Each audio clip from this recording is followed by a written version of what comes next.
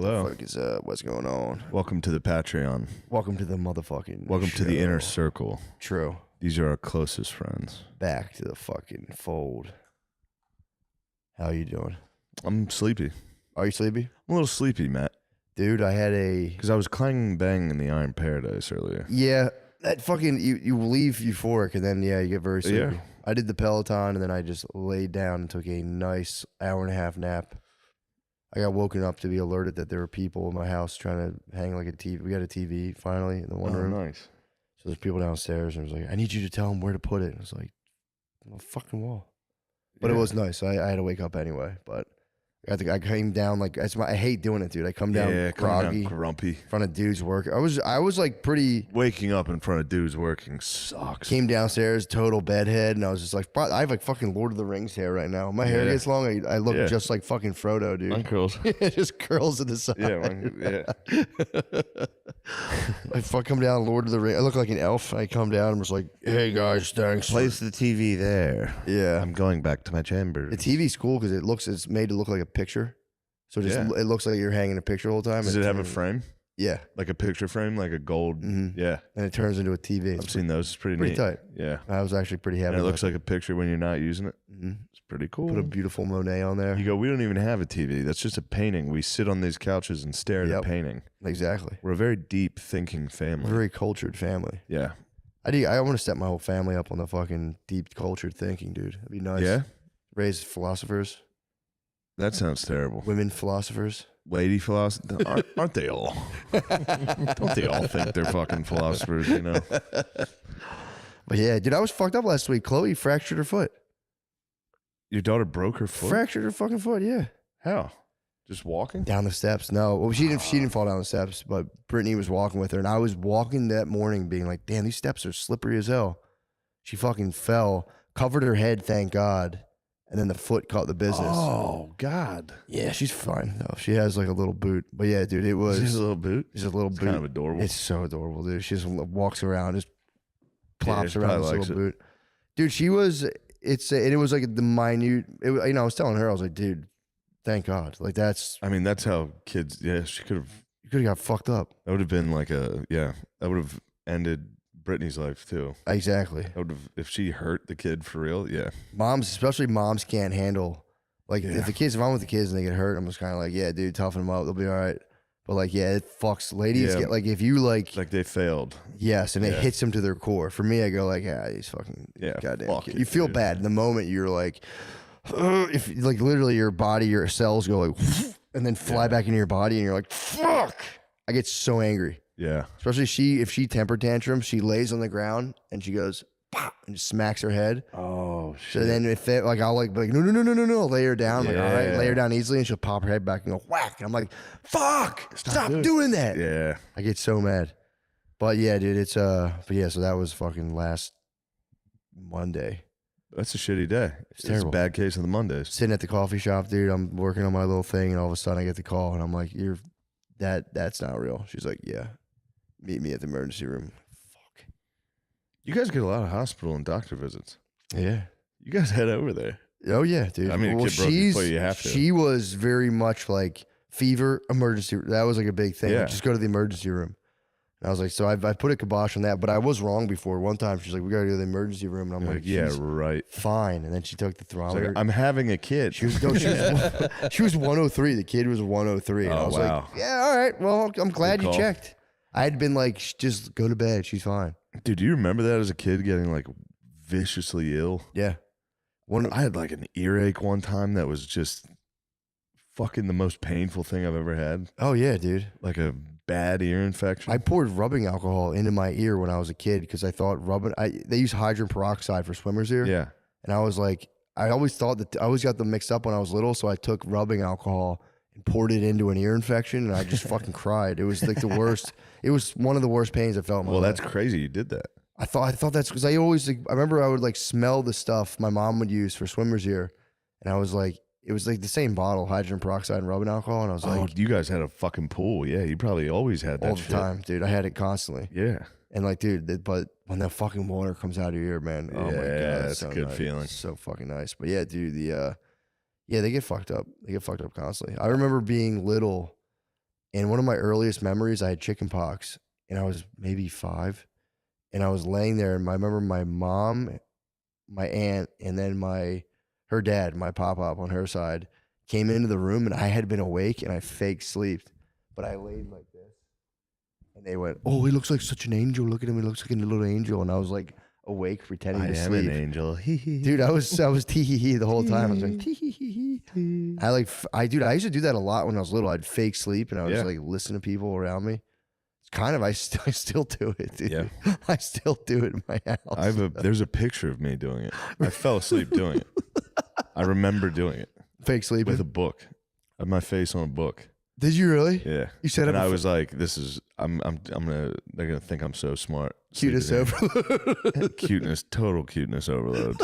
And then I actually fell asleep. It's probably like 3 years old. Just look at our little pug. But yeah, last week that was shitty. That's terrible. Bad.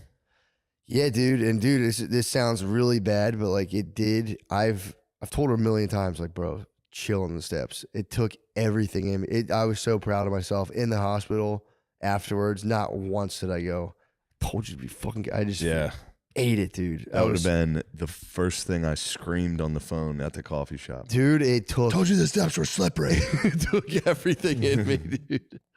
But yeah, I'm happy they're fine. That was like, yeah. Especially I'm telling you, with women, they like if they think they fucked up and hurt a kid, it's literally like a lightning bolt through the core of their body. And if you're like wrong, they're like, you have to just be like, bro, you're fine. Attack. They're all worried about being like terrible parents. Good. Which is good. I mean, yeah, not all. Great thing. Obviously, some aren't. I saw a lady one time pushing her kid and dropped her phone and just threw the stroller forward in the intersection of a street. It was Broad and Market. Jesus Christ. Just went, like this, and just grabbed her phone, and people were like, a bus driver was like, "What the fuck are you doing?" Oh, man. Just screamed at her, and she had to like come to, and it was a whole city block. Like, arguably the busiest city block in Philadelphia of people looking at her being like, "Jesus Christ, lady." Oh, she had to like grab her phone and just push the kid and walk away. And it was like, ooh. Yeah. I mean, she dropped her phone, dude. That is a big deal. Dude, that's a big battle now of you're choosing phone or kid all day long. You're going like, yeah, let me just check this. And like, I'll be like looking at my phone and my kid will be in the bathtub just like staring at me. And I'm like, fuck, I'm so sorry. Because you get lost in a phone hole. And they're like trying to show you stuff. You're watching hot kids from Florida State dance. What the fuck are these losers doing? Oh shit, my kids. It's constant. Yeah. Where you're like, oh, Jesus Christ. My thing I'm trying to break is first thing in the morning, phone consumption. I'm trying to be like, no, and just do anything else. Even if I just lay there and just be like, damn, dude, fuck yeah. I try to do that every morning. I lay there and go, fuck yeah. Really? Yeah. Before I look at the phone, I lay there. I fucking grab Brittany's ass. I squeeze it and go, fuck yeah. Yeah. I just get pumped. I get as pumped as possible every morning. Because if I fall into the phone trap, I've lost the day. I'll look at it. If I don't look at it as soon as I wake up and squeeze that ass and go, fuck yeah. I look at my big beams above me and go, yeah, hell yeah. And then I just go, let's go. Although if I bust out the phone, it's email, and then I've lost. I've lost. I'm a porn addict. Even if I don't look at porn. What? I'm saying even if I don't look at porn, it's porn. If I look, you ended that? All roads lead to it, dude. That is funny to end a serious sentence with, I'm a porn addict. Just give a valedictorian speech. The last 4 years, I'm a porn addict. I'm viciously addicted to porn. I hurt myself. That's how much I masturbate. Dude, I was watching old Norm clips. Did you see the one where he talks to the radio station? Yeah. And he talks about how he doesn't have sex. Dude, that fucking killed me. That wasn't Miller, right? Was that Larry Miller? Why am I forgetting his first name? Dennis? It wasn't Dennis. No, Miller. I don't think so. You used to call Dennis Miller a lot. No, it was. Is there a radio show where he's in studio? It was him in studio, and it was like, I was for Cobb's, so it must have been San Francisco. And the lady was like, yeah, you're sad. What did she call it? It's like a word for, I can't think of it. It's like a word for poor. It was like your sad, whatever, poor existence. It was like a different, it like implied that it was a squalor. He's like, you're living in squalor or your squalid existence. And he was like, I'd say it was more aesthetic, but yeah, sure. He's just hammering her on every point. It's so funny. He's like, I'm just facing death all day long. He's like, I just stared life right square in the eye. He's like, I don't have any stuff and I don't care about sex. He's like, having sex is filthy. It's shameful. Yeah. She's like, it's not shameful. And he was like, when you take a shit, what do? You go by yourself because it's shameful. She's like, shitting's not, it's like a bodily function. He's like, you don't shit in public. You're ashamed of it. So you hide by yourself. Yeah. It's like, I do the same thing with He sex. talks about that in a special too. Like, I just masturbate. Closing the blinds to masturbate. Like you close the blinds out of shame. That's what blinds are for. Yeah. Dude, it was the best. It's just like 20 minutes and he's just be like, no, that's not what I'm saying at all. Yeah, he's the greatest. Dude, it's so tight. He's up there for sure. This is the greatest. Easily. It was a good one before bedtime. I was with Gay Adam Egget last night. Yeah, he's the I was man. walking around. Me and Adam went to the Wheeler Walker Jr. concert. Yeah. Wheeler Walker Jr. is one of the funniest people I've ever seen in my life. Dude. It was crazy. Live's got to be sick. He's so good. Yeah. He's like a great musician. And that's watching, a pleasant surprise when those guys are like. He was unbelievable. Mm-hmm. If he was singing regular country, it would be really, really, it'd still be good. Yeah. But that's the funny part because it was a live concert, so you could kind of make out, like you'd get lost for a second and be like, damn, this is just a good. It's a good song. I don't even like country, and this is fucking impressive. And then you hear in the middle of it, like, I suck my daddy's dick. And then you're like, oh yeah, I forgot. There's one, the Pussy King. He has a song called The Pussy King, and he literally doesn't even play guitar. He just holds a hand in the air. He's singing like this, and he's like, just singing about how much more pussy he gets than everybody. He's like, oh yeah, I'm the Pussy King. Yeah, like it's. Well, it's got to be crazy because I imagine. I mean, maybe he's married or whatever, but he's got to.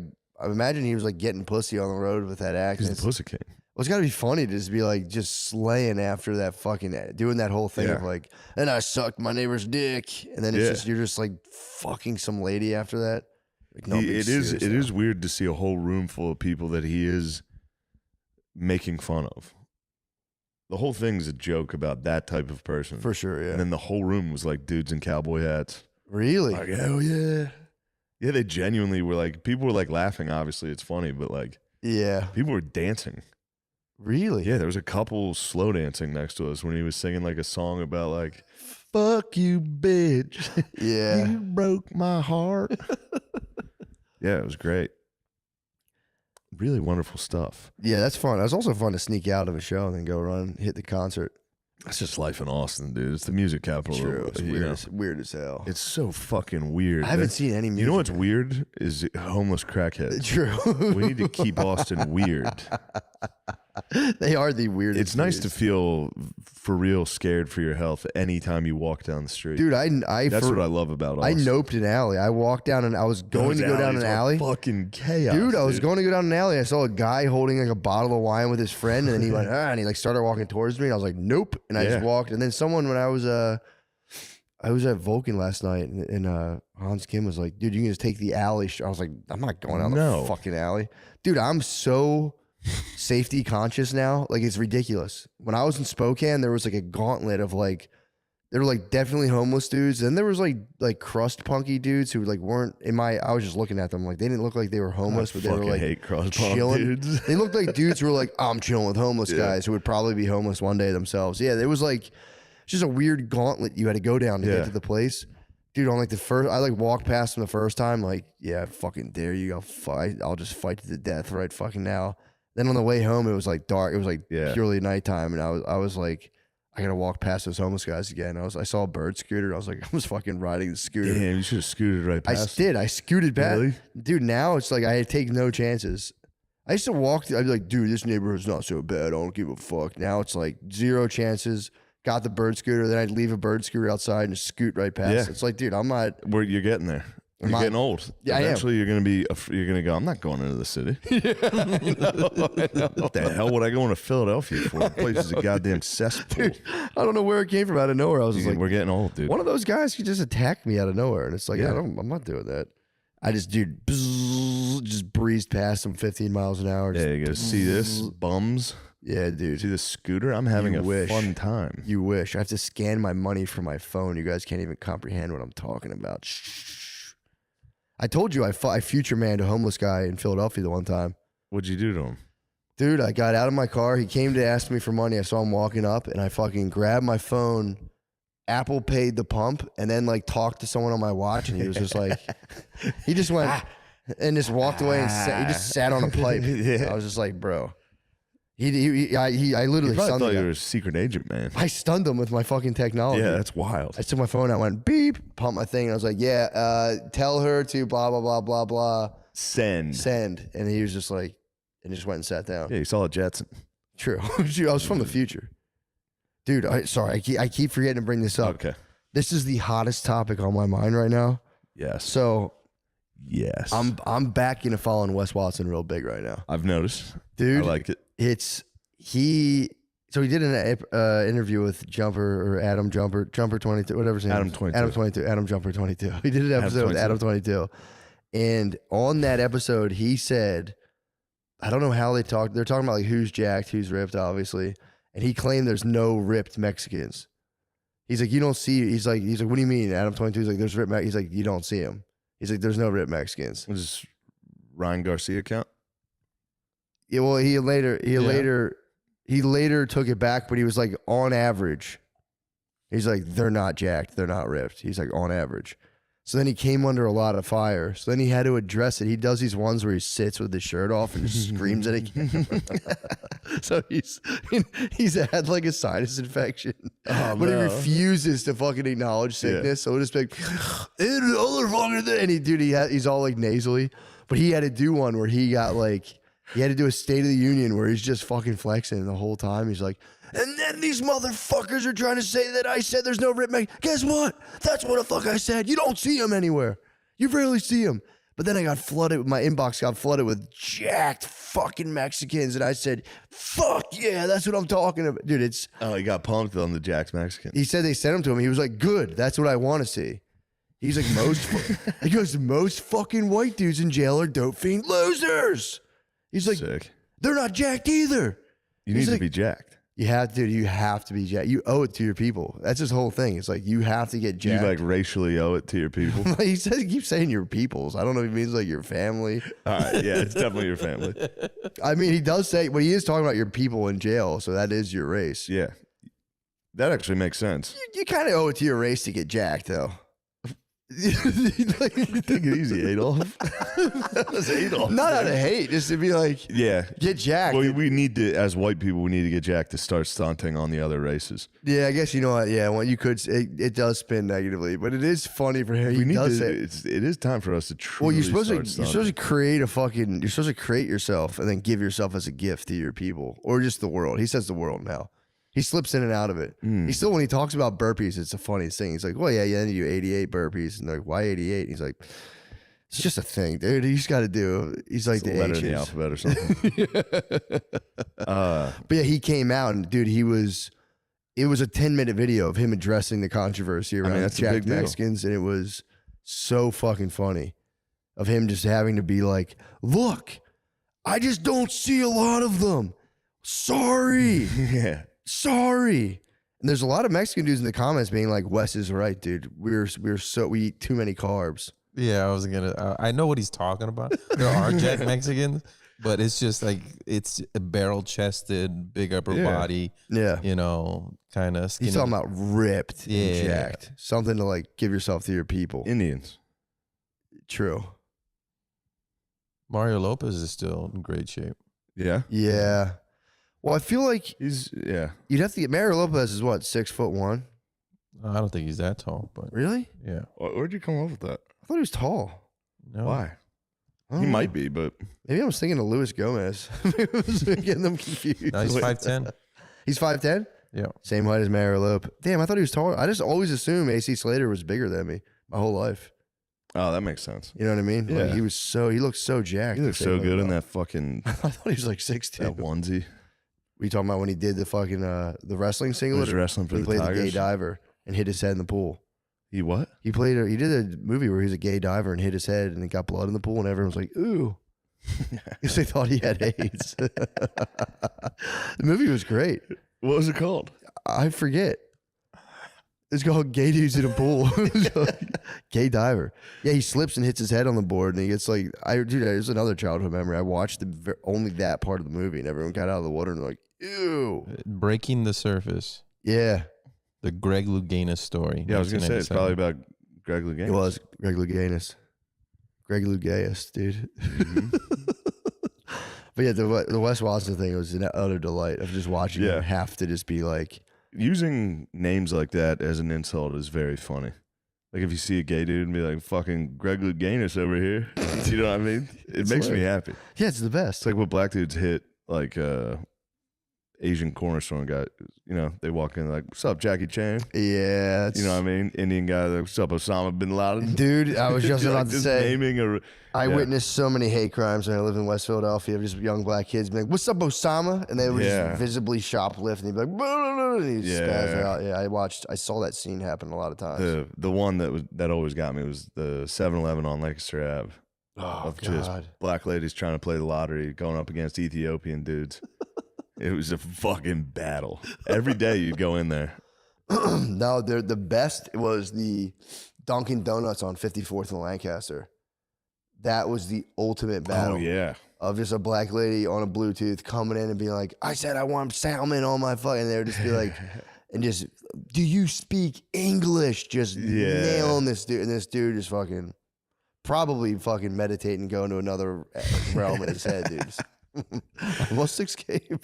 I mean, yeah, there is like, if you want to get down to it, there is like a truly systemic problem there. Oh, big time, dude. Of like, bro, I remember just being like, I mean, I'll be honest, I kind of giggled to myself the whole time. Like, you love to see other people being racist. Yeah, a non-white being racist. You're like, hey, man, we ended slavery. We ended slavery.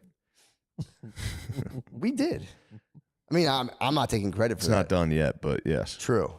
Fight's not over. We don't get any credit for that. Nobody gives white people credit for ending slavery. I understand, yeah. I mean, yeah. Trust me, I've been talking about it for a while.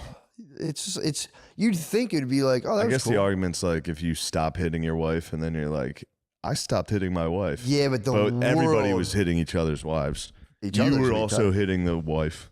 Yeah. Everybody was hitting each other's wife. Everyone was hitting their wife. And then you stopped hitting your wife. Dude, people were hitting their wife in like you could joke about hitting your wife in like the 70s on TV. People were like, haha. Yeah. Sean Connery was like, I smacked them. Yeah. And everyone was just like, sit down with like Barbara Walters. Yeah, dude.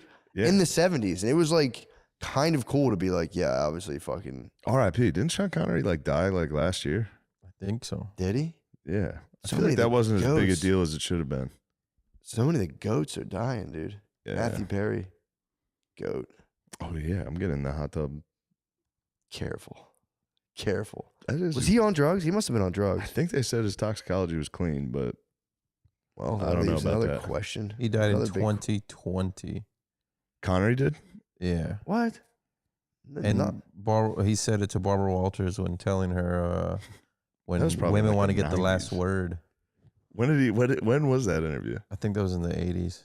80s, bro. Yeah, holding it down. Smack them. I smack them. Smack their mouth. Smack them.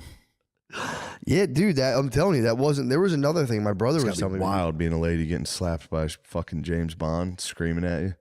He's not so fucking cool and suave anymore. He's fucking shirtless in your kitchen. 1987. Nice. Whoa. I read a book. Blizz gave me this book. When he came with me to, I think, Spokane. He just gave me this. He's like, I thought you'd like this. He gave me a book to read. I read it on the plane. I read most of it on the plane a little bit when I got there. It was about this guy, Hindu in Trinidad. It was the weirdest fucking book. It was about this guy who was an Indian. Dude, Blizz is the man. He's like, I thought you'd like this. And the guy was, he just was like this guy who like his dad died super early. So he inherited all of his dad's money in Trinidad as an Indian guy. And just like didn't know what to do with himself. And this one guy who had a store was like, marry my daughter. He's like, nah, dude, I'm not marrying your fucking daughter. And then the guy's like, dude, for real, marry my fucking daughter. So he's like, eventually he's like, fuck it, I gotta marry this guy's daughter and I gotta become like the ultimate masseuse. Like, you became a masseuse? Well, back in Trinidad back then, I think it was like the 40s. If you had like illnesses, a guy would just like squeeze your body. Like if you had like broken legs and shit or like dislocations, there was guys who would massage you and like snap shit back in place. But apparently there was a lot of guys who were like fake masseuses who would like try to cure. And I don't think you can cure a break with a massage. No, but exactly. I think it just hurts really bad. But apparently they were all scared. Like, the way the book was saying, like a lot of the black dudes in Trinidad were scared of doctors because they thought like doctors would kill you. So like they would go to masseuses. So you'd be like an Indian guy and you just like squeeze their biceps and be like, bro, you're This is Eastern medicine. And true. And then there was another one where like, yeah, if you just had like migraines or headaches, it was like almost like faith healing where they'd kind of like you're good, drink these herbs, you'll be fine. So he was going to do that. And the whole thing that reminded me of is like he married the lady and apparently it was customary back then, like you would beat your wife. Like you had the first beating was like a momentous occasion. So like the lady was fiction? Like, huh? Is this book fiction? It's fiction, but the guy is like an Indian Hindu who was like based on. I know apparently it is a fiction book, but it was like based on kind of like the life of there. And it was like you would just like the first night you take your wife. She would call you man. She'd be like, "Man, what are you doing?" You say, "Woman, don't talk to me like." And you just smack her with your belt. But he was like there was like a whole ritual to it where like. If you would beat her, it was like something you had to get out of the way, and then you could be like merciful, and she'd be like, "He's a good guy." And then she goes ritually and tells her father, like, "He beat me the man beat me," and your father goes, "Oh, you better not have." It was bizarre. Yeah. But then part of the wedding is for the dowry gift. The father they put a cake in front of you, and the father goes, "I'm going to give you, $1,000. Eat the cake." And then as a son, you can go, "No, I'm not eating the cake." And the father has to give you bigger and bigger gifts. And the dude like spazzed on the father-in-law and was like made him give him like properties and like houses. And then like if the dude doesn't eat a cake, it's a great shame. Yeah. So if you try to give him and he's like, "That's not enough money for me, I'm not eating the cake," your whole family's being like, "You fucking cheap fuck." Yeah. So then the guy had to give him, he like for real gave him like properties. And afterwards he's like, "I'm going to fucking kill you now." He like got drunk and threatened to kill him. Because he embarrassed him. He took all of his fucking properties. So then he moves his whole wife to this like weird property from her father, and just gives massages, doesn't work. Then he becomes like a full guru. Then at the very end of the story, he becomes like super rich and he gets into politics. And he just turns into like a bureaucrat. And like people are like, "Hey, you're the guy." He's like, "Leave me alone, don't talk to me." It sounds terrible. It was a sad book. Sounds like a terrible book. It was a sad book, but it was funny. Him fucking woman, man. But it wasn't supposed to be funny. I was laughing at it. Sounds terrible. I know. Sounds like one of the worst stories I've ever heard. It was cool. Sounds like nothing happened. No, his glow up was tight. When he was like, the whole time, he's like, "I'm going to write a book, woman, leave me alone." And he would just never write anything. I was like, that's relatable. Now you wrote. I did. Still writing, baby. Yeah, What's the next project? The cartoon, I told you. No, I know the cartoon. I was talking about writing. Oh, the book's on pause right now, but that's the book about the guy who was a therapist, or who was a guy who was studying to be a therapist who got sucked into doing like inducing like enlightenment states as like a government experiment, and he kind of falls out of the experiment and leads this weird life where he's trying to help this family in ruin, and pretty tight. That is tight. Yeah, it's pretty fun. It's better than the book you described. It's already better. You gotta read everything. You take little elements. But yeah, that is, no, I know. I'll say my elevator pitch was better than a guy who was just a Hindu who eventually, I don't even know, the whole point of the book was like capitalism's bad. But actually, I was rooting for the guy the whole time who was like, there was a kid who, in the story, there was a kid who was worried, and this is bad, just stop me, but he was worried that the clouds were going to come get him. So he had to he got this boy in a room with his parents, and he was like, "I see the cloud, it's coming to get me now." And the kid was like, "Ah." He's like, "If you just, if you're like a good boy, the cloud will go away." And that was like his big thing. And everyone was like, "Dude, you're a fucking healer." So, and apparently the guy, I didn't know this, the guy was writing it to like make fun of the guy. I was reading it like, that was a good move. Totally rooting for him. Yeah. Yeah.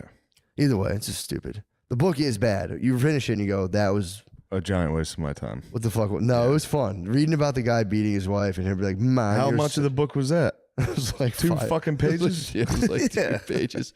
But then he would also, the father kept threatening with a cutlass. Yeah, that's He'd be nice. like, because the wife left him at one point, and he was like, "Fuck her, let her leave." And he finished his book, which was questions and answers about Hinduism, and it doesn't sell at all. Yeah, because back then you had to print books yourself, And her uncle was like, my uncle is the best salesman. He will sell it. And the guy would like go in the marketplace and be like, Hindu 101. They'd be like, get the fuck out of here. Yeah. So he had to come back and be like, I didn't sell any of your book, dude. You suck. But either way, here's a cool story. What was it called? Do you remember? I don't remember actually. I'd have to think about it. As a good, the title is pretty good, but yeah, I don't remember. Yeah. I'll have to think about that. Sorry. I just went to a fugue state to explain. Yeah. The whole thing was people used to beat their wives. Yes. I literally left my body explaining that story. I was like, oh shit, I forgot we're doing a fucking podcast. Just stared at that black canvas. So what else is going on? What's the overarching mission? With me and my life? Yeah. I'm going to try to sell tires that show. Swag. And then put out comedy specials. And then that's it. Do you have a vision of like the gladiator pasture for you? Or you're just going to grind till you die? There's no pasture yet. No, you're not thinking pasture. Hopefully the pasture is me not having a desire to grind. That'd be nice. Mm-hmm. What could possibly bring that about? I don't know. I'm trying to figure that out. To kill the grind. Mm-hmm. Trying to blow out the candle. I'd love to.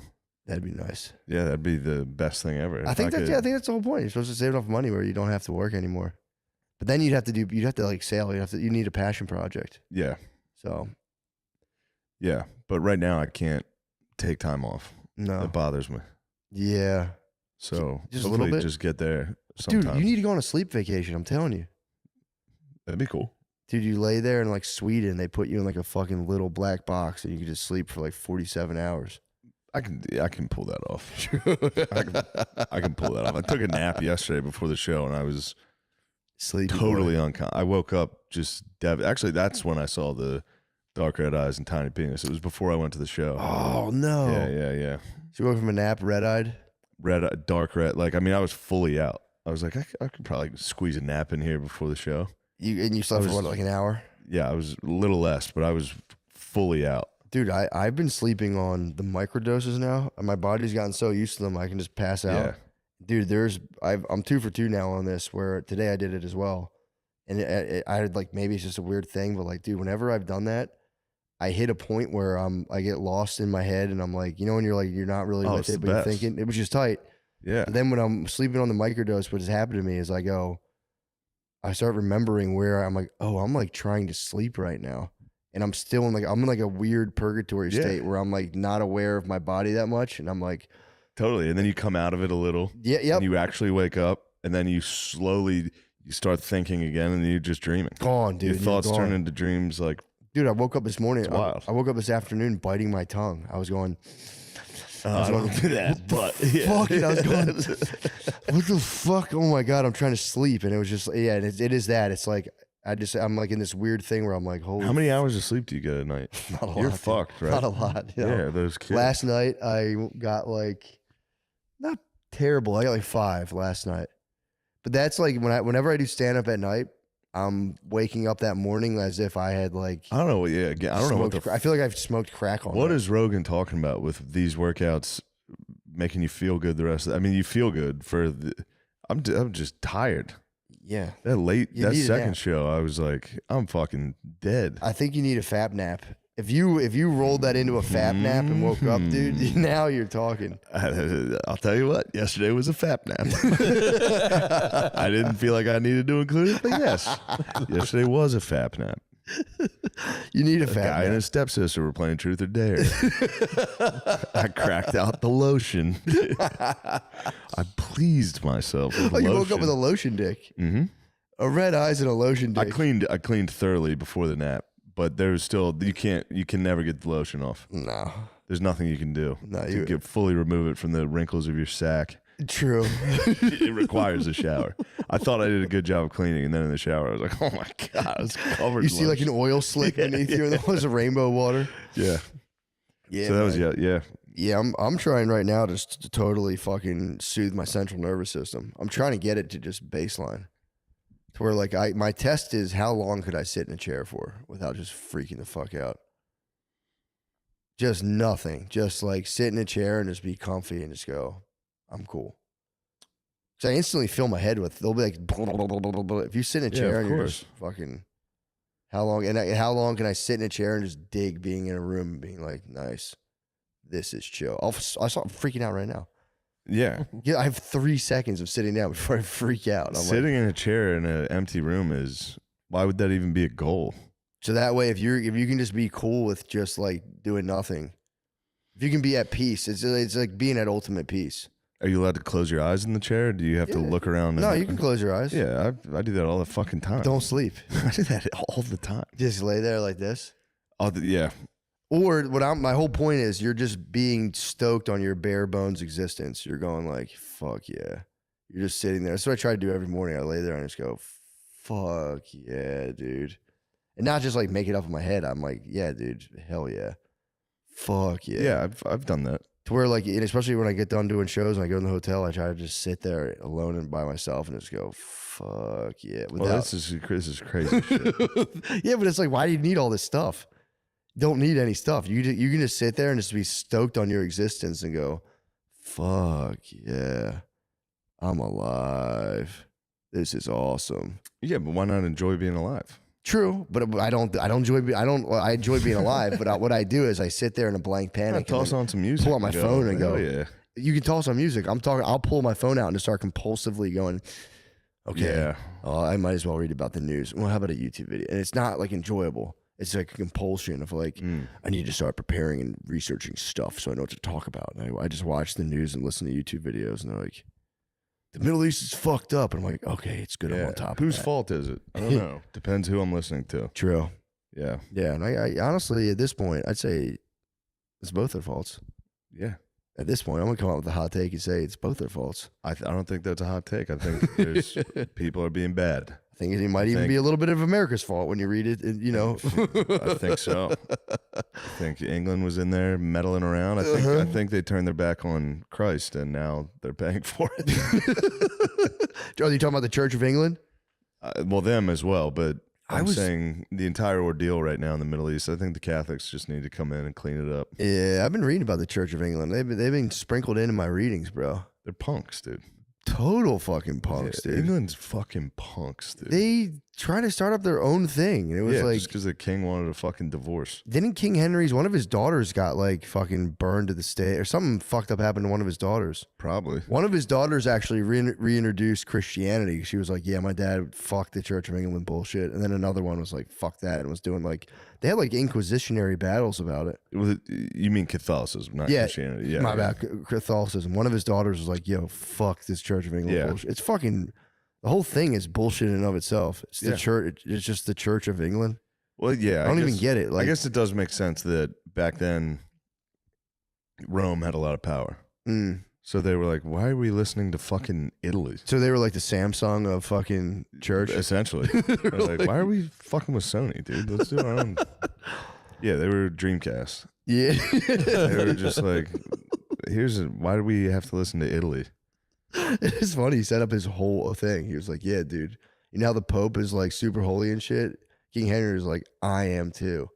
Yeah. And Fuck that. And it did have just as much validity. Yeah, it's like, true. Just to be like, I'm actually the one who talks to God and can't be wrong. Yeah. It's like, yeah, I guess. Because that's bullshit. The other guy's saying that. Yeah. And he was just like, yeah, dude, that's also me. Although, dude, I think papal infallibility started in like 1850. I don't think that was really? Or it ended then. No, I think it was 1850. Well, that's supposed to be like, but you're also supposed to have, they don't use spiritual receipts. It's not true if you're the anymore. Pope, you got to be like, oh yeah, dude, like I fucking sat in the dark for 5 fucking days and like no big deal. Like they're like, oh shit, you got spiritual receipts. Yeah. If you're the king, if you're King Henry, it's like, what are your receipts, dude? You're a womanizer? What's the facts? Yeah, hit me with some facts. Started dude. in 1870. 1870. Oh, the infallibility. Yeah, that wasn't even so a thing, tight, dude. So tight. 1870, like, just be like, dibs, I'm never wrong. I'm not wrong ever. I can't be wrong. God told me what to say. Yeah, but apparently, again, the new Pope's going, what's my fucking... Mm-hmm. There's a whole story of a Chinese wise man, apparently, who did that, where a guy was like, intercede with the gods for me. And he goes, it's none of my business, bro. You're supposed to be the wisest spiritual man in the land. He goes, between you and God, that's none of my business. That's between you and him, bro. They're like, damn, he's so fucking wise. You're so wise. He just was sitting there like hammering planks, and he was just like, I just hammer planks, but I don't even think about this shit. That's how wise I am. That's all those guys do eventually. Yeah. Those dudes, you pay those masters, like you like sit with them for 30 years, and eventually like, yeah, I just don't think about this shit at all. And you're like, oh shit, yeah, good call. Yeah. So I just fucking hammer planks into the board and try to be nice to people. You want some soup? And you're like, oh, god damn it. Yeah, I'd love some soup. I'd like some soup. Pretty tight. I could get some soup. Or you just fucking build a giant fortress and you say, I'm right about everything. Yeah, that's another way to do it. Yeah. Either way, we're going to the same place. True. You know? Hell. Everyone's going that would be tight double hockey everyone sticks. Went to H. That was all there was HE double hockey sticks. Like, what about God? And they're like, no, dude. It's just the devil. Yeah. I think that's like Gnosticism. 3 people get to Gnosticism go to heaven. Gets into that. Really? It's like we're ruled by like a fucking malevolent creator who's just totally fallen. I can see how some people totally are like, fallen. yeah, definitely. Yeah, dude. We're in hell. This is hell. Yeah. They're like, we're totally fallen, and the only way out of it is knowledge. You can get fucking gnosis, which is knowledge. Escape from our dude. Having a malevolent creator is kind of sick, dude. It must have been a tight way to get pussy back then, where you're just like, God's actually mean as hell. Yeah, it's goths. Fallen. Yeah, true. They still get pussy that way. They're like, dude, I'm so dark. Yeah. I've been getting into the Gospel of Thomas lately. What's he up to? That was like the fallen. That was like the fallen. Like those secret fucking Gospels that were like, do you know Jesus had a girlfriend? Yeah. So I only read the introduction. Da Vinci Code stuff. I'll be honest, I just read the introduction, but like it's pretty tight. I believe it. I just like the idea of stuff. I'm like, damn, that's fucking. There's one that was apparently the Book of Judas. Yep. That was pretty sick. Well, you talking about Judas, brother of Jesus? Because there's Thomas and there's Thomas Judas, which I know. Oh no, I wasn't talking about the brother. I was just saying how Judas was like the most important. He wrote, "Yeah, I did it." No, I mean it was like he was the one who really died for everybody's sins. Also, damn, God made him.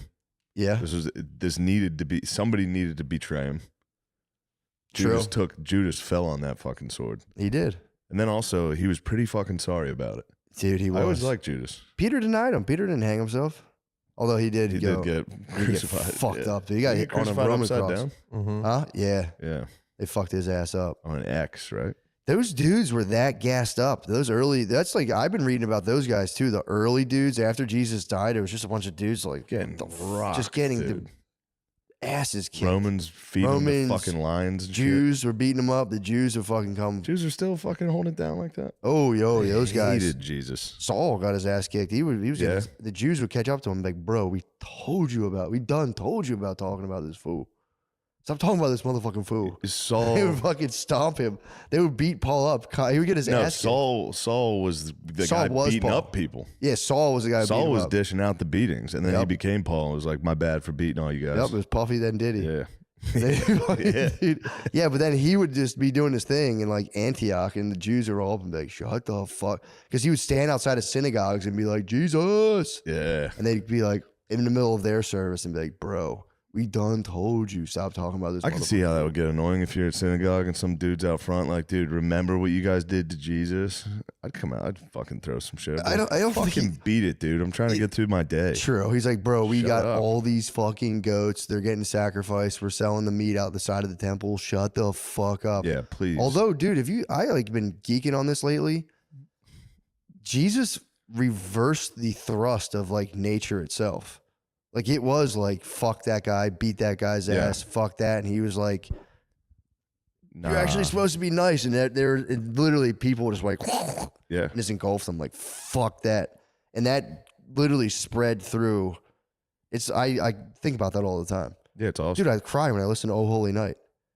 When they talk about. I don't think that has anything to do with it. Oh, it does, dude. When you listen to lyrics, dude, you listen to Oh Holy Night, it talks about how it's just a dismal, dreary world, dude. Yeah. And a light was born, and everyone was just like, holy shit, I never even thought about that. It just makes me really happy to think about that. It should. It's really nice. Yeah, it's the power of Christ. I mean, obviously, other dudes did it too. You're fucking nuts. No, dude, it's fucking real. Dude, there was the thrust of nature, just blind. I understand. I get it. We crawled out of that, and we were still like, and then he was like, bro, do the opposite. And you're like, no. Yeah. I don't want to do the opposite.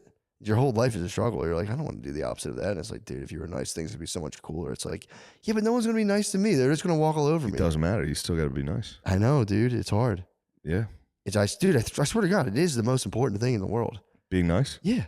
Absolutely, yeah. It is, but it's like, yeah, I will, but let me just, I'll be nice. Just hold on a second. Let me do some other stuff, and then I'll be nice. mean sometimes. That'd be nasty. But yeah, it's, I think about it. I'm obsessed. I think about that all the time. I'm just, dude, for real, reversing the thrust of nature. Mm-hmm. Scary stuff. It's pretty neat. Yeah, it's fucking pretty cool to go up against that. And like, it was like, you had to convince dudes, like, this is also, again, I mean, there was Be Nice before Jesus too. There was other guys for sure that did it, for sure. Yeah. His caught on pretty good though. His caught on big time. And it wasn't like, I don't know. It was if you, like, I mean, there had to been guys who did it, and there's guys in like the East, but like, and even like, you know, obviously Socrates, but Socrates was just truth head. He was just like truth, bro. It was, facts. He was just facts. He was going to the Oxford debates. Dude, for real. Yeah. He's like, I'm just not going to say I'm wrong. I'm just going to be honest. And they're like, dead. Jesus. Yeah, like, you got to nice. kill that guy. They just being an honest guy. Yeah. It's time to kill him. Well, they accused him of corrupting the youth and denying the gods. Yeah. Or corrupting the youth based on what he preached about gods. And he was like, how can I be an atheist if I'm teaching about gods, you fucking fools? And they were like, drink this hemlock, pussy. Yeah. Well, actually, they were like, don't drink it. And he goes, no, I'm doing it. Yeah. He said, fuck you guys. Slug the hemlock. He's like, you don't deserve me. This is on you, pussy. Yeah. That's a good way to kill yourself. Yeah, dude. Dudes do that for women a lot. Kill themselves? Yeah. Catch your girl cheating, fucking blow your head off in front of her. Yeah. It's very Socratic. It is. How do you say that? Socratic. Socratic. That was it. It is a Socratic method, dude. Yeah. Fuck you, I'll fucking do it. I'll fucking kill myself. Well, fine. If you don't fucking call me back, I'll fucking kill myself. Yeah. That's just in the honor of Socrates. Do you think, I shouldn't even ask the question. Yeah, let me hear it. Do you think girls love when dudes kill themselves for them? Matt, not only do I think, I am certain. Oh, they get to walk around the rest of their life. Like, it was really weird. He like fucking killed himself over me. I'm like, I feel really bad about it. Yeah, but like, it's a feather in the cap of a babe. They like dudes fighting over them. Yeah. But like, that's kind of sacrifice. That's awesome. But a dude just fucking, just fully being like, if I can't have you, I won't live. It's got to be also, don't do that. Yeah, it's such a fucking short-sighted, dumb way to go. Oh my God. Over dude. a babe. Yeah. Blow your head off over a babe. That's a tough one. A babe, bro? It depends how you kill yourself, because Titanic was romantic and killing himself for her. Yeah, if you sacrifice for the babe, that's different. That's nice. Yeah, that's different. That gets that thing. Yeah. Wedded, bro. Dude, speaking of Titanic, did I tell you this? I looked it up. A dude, ever since we got in the cold plunge, that's all I've been thinking about. This dude, that was at 45 degrees. Mm-hmm. A dude in the Titanic survived for 2 hours at 28 degrees. It was 28 degrees. That's fucking nuts. I just floated for 2 fucking hours. Dude, there was a lady who flipped her kayak for like 37 minutes and her head was underwater and she just was fine. She wasn't breathing for 30 minutes and she had like That's impossible. Out-of-body experience. Dude, it was on a Netflix documentary. I know, but like, how did she do it? It's a medical mystery. It's a medical mystery. Yeah. Dude, you get into the near-death experience shit, it's wild. Yeah, but you can't, your brain shuts off. That's what you would think. She had an air pocket, or somebody's fibbing. Maybe so. Or she just hit her head really hard. Who knows? And like, but they said they found her. Like they were with her, and she went down like this weird channel, and they eventually found her. She was upside down. They're like, bro, she's been. Maybe they tell by the wrinkles in your fingers. I don't know. Yeah, she's pruny as hell. Yeah. It was just a 6-year-old. Must have got a pocket in the kayak, maybe something, dude. I don't know, but she did have a near-death experience. She's like, I was out of my body, all that, blah blah blah. But yeah, the dude is surviving for how long was it? 2 hours? 2 hours. God. 28 degrees. Damn. Below freezing water. 28 degrees? It sucks cock. How the fuck? Like, it's salt water. So it can stay, it can be below. No, I know. I'm saying, how did he live? Oh, I have no idea. He's a beast. I think they thinking said he was drunk. True. Was he fat? He probably was fat. I think he was a baker on the ship. Oh, that's awesome. Beast. Total fucking animal. Fat guy made it. I've been also thinking about captains going down with the ship a lot. Yeah, that's nice. It's kind of tight. Dude, do they still hold it down like that? I don't know. That's shameful if they don't still go down with the ship. Yeah, you should. It's really funny too. Indianapolis, bro, killed himself. Did he? Captain. It has been making me laugh about how like Dudes will just die unnecessarily. Just be like, I have to. It's a rule. That's the code. I have to go down with the ship. It's like, dude, no, you I have don't. no honor. I'd be like, I'm the first one off this. Second that thing. Dudes get weird on the ocean though. It becomes like this whole weird thing where it's like I have to. This thing was built shittily, and now I have to just sink with it. It's I killed everybody. Yeah, the Indianapolis guy killed himself years later. Oh, what? He didn't go down with the ship, and then he shot himself in his front yard. Whoa! He laid down and blew his head off in his front yard in Connecticut, I think. Fuck. Pretty was sick. it fall? That'd be nice if it was fall. It would be nice if it was fall. I'm just saying, yeah. Yeah, little autumn leaves. Bed of crunchy leaves. Yeah, that's enough. Can't stop thinking about the ship. What happened with the Indianapolis? That was the one with all the sharks. Oh God! They didn't get captured or rescued for 3 days because there was like a clerical error on which port the ship was docked in. What did he crash into? Japanese submarine torpedoed it. Oh shit! Yeah, they were dropping off Rude. the shit. Yeah, it was very fucking rude. And then they even brought the fucking guy into for the hearings. Japanese guy? It was after the wars because they court-martialed him. He was the only captain who ever lost a ship that got court-martialed. They're like, you should have been zigzagging. Oh, they didn't get the Japanese fella, and they say, hey. And they brought him in, and they brought in the Japanese submarine guy that was like, there's nothing he could do. I had him. Oh. And it was actually the guy who was trying to help the captain. They're giving him grief. They were saying the captain should have been zigzagging. Yeah, he was like, nah, bro. He was told there were no submarines, so he was just sailing straight. How many guys died? I think like 900 or 600 out of 11. God, and they brought him in. They're like, you fucked up. And they're like, it's all your fault. And then the guy was still getting letters. Who the fuck sent him out there? It was his job to. I mean, he got the Japanese pretty bad. He dropped off the nukes, so it was like a secret mission. Yeah. But those boys got bad. They all got eaten by sharks for 3 days. It's the worst. It's the scariest, worst thing ever. Yeah, I mean, dude. Think about nights. I mean, it'd be nice to not be getting sunburned at nighttime. Yeah, right. You'd want sunburn, dude. The cold ass fucking water. Oh, I'm thinking about no. Titanic. It was in the Pacific. Oh yeah, sharks are in warm water, and it was. You'd want some cold water then. I'm getting my shipwrecks confused. I think they got cold though because they were sunburned. Oh God! So at night they'd all be freezing. Fuck. I mean, it's the worst thing that's ever happened. Yeah, sunburn's the least you're concerned. I mean, it still sucks. Out of 900, 316 survived.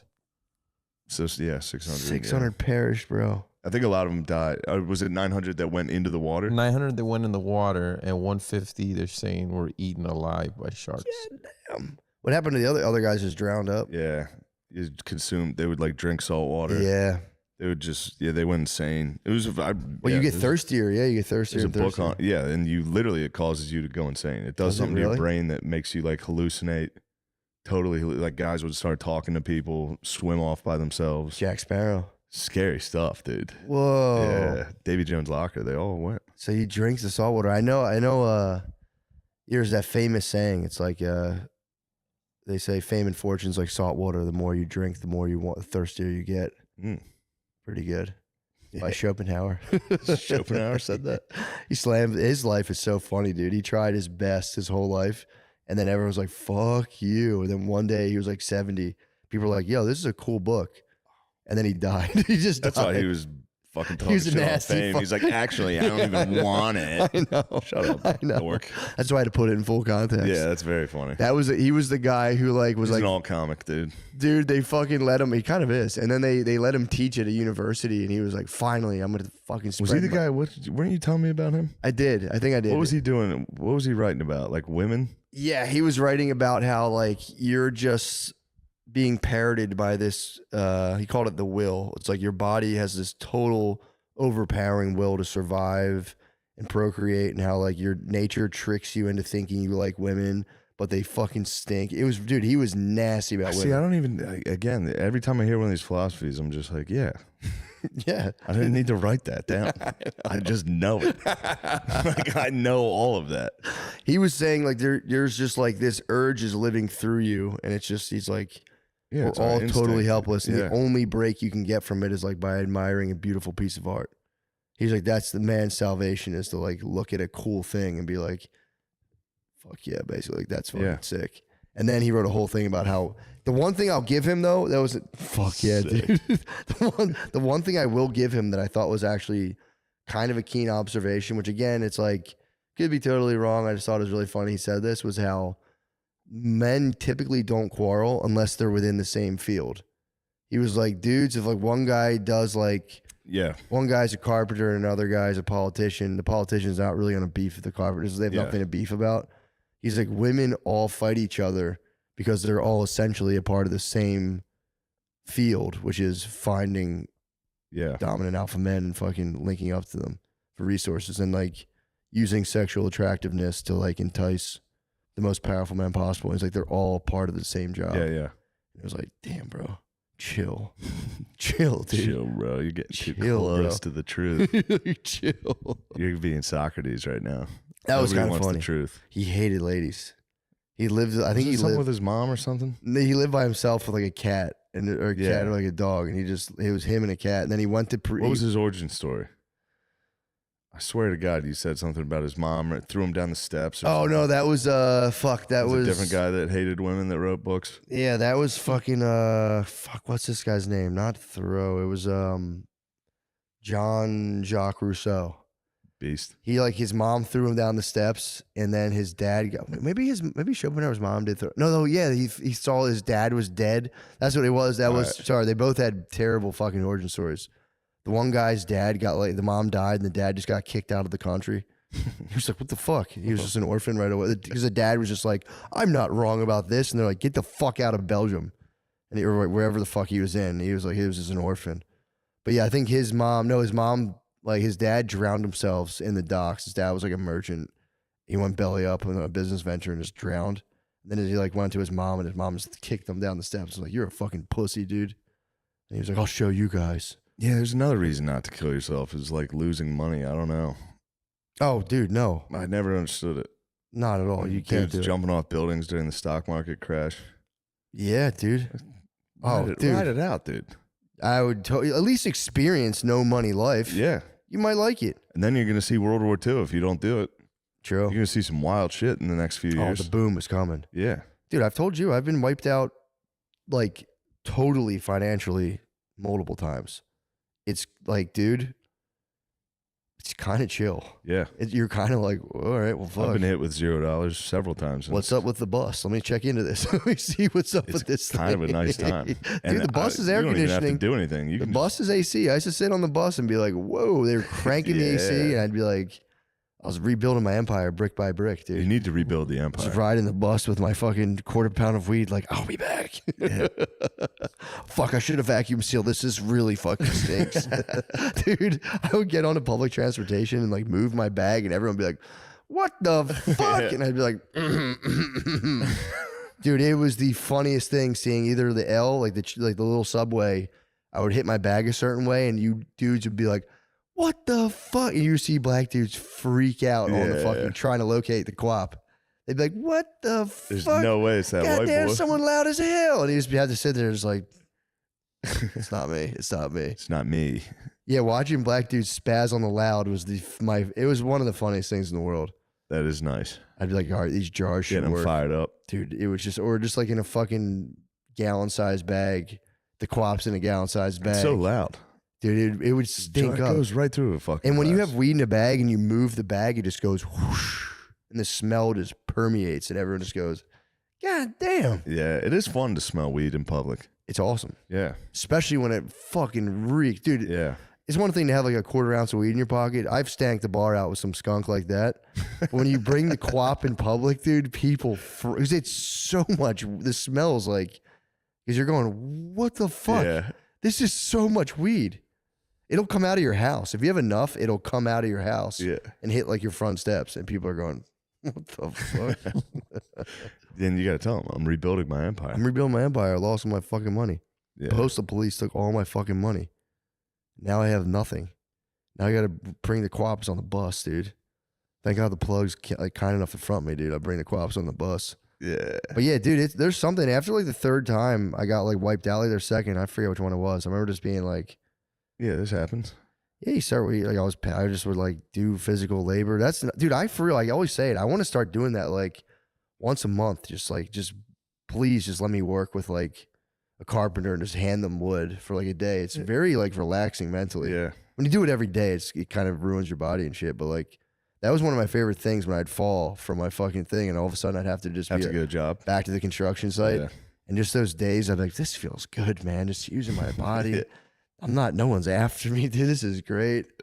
That's way better than the life, dude. Dude, I'm telling you. You were caught up in the game. I was, bro.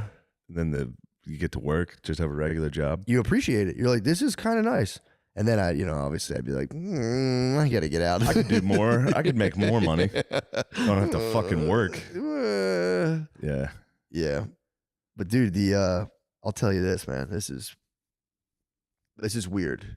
So I've started to do this to Brittany too. I've been trigger warning her, like, yo, this is like weird. I appreciate it. You might this might not be your thing. I appreciate it. Brittany, I go, you might spaz. I'm giving her news that might spaz her now. I started going, look, you might spaz right now. Just prepare. Yeah. Dude, and I based it off of, I watched that interview. You didn't watch it. I sent you the one with Robert Sapolsky. No, I did not. Dude, you would love this guy. He said literally there's no free will. Zero free will at all. Nice. It was kind of, dude, and it's like, again, I have questions for him, but it's his whole argument is like, we should treat people, like criminals especially, like broken machines. Because they're like, oh, well, if you don't, he was like, we need to stop moralizing. If someone gets in trouble for something, like obviously we can take them out of society, but like you don't have to like spit in the street. Like it's like medieval to be like, he's bad. It's like, that's a broken, it's like if you have cars that like the brakes don't work, you just remove them from the street. You do the same thing with people. It's like, that's just a broken machine. Take them off the street. And but his whole point was like, he has no free will. He was just going to do that. Yeah. Which I'm like, I don't know. But I don't know where the hell I was going with that. I heard from the lecture, he was saying if you give a mouse like a shock, if it can like kind of know, if you give it like a warning bell, the shock's coming, it produces way less cortisol. It gets like way less spazzed out. But if you give the mouse no warning to the shock, or there's a shock coming, it completely freaks.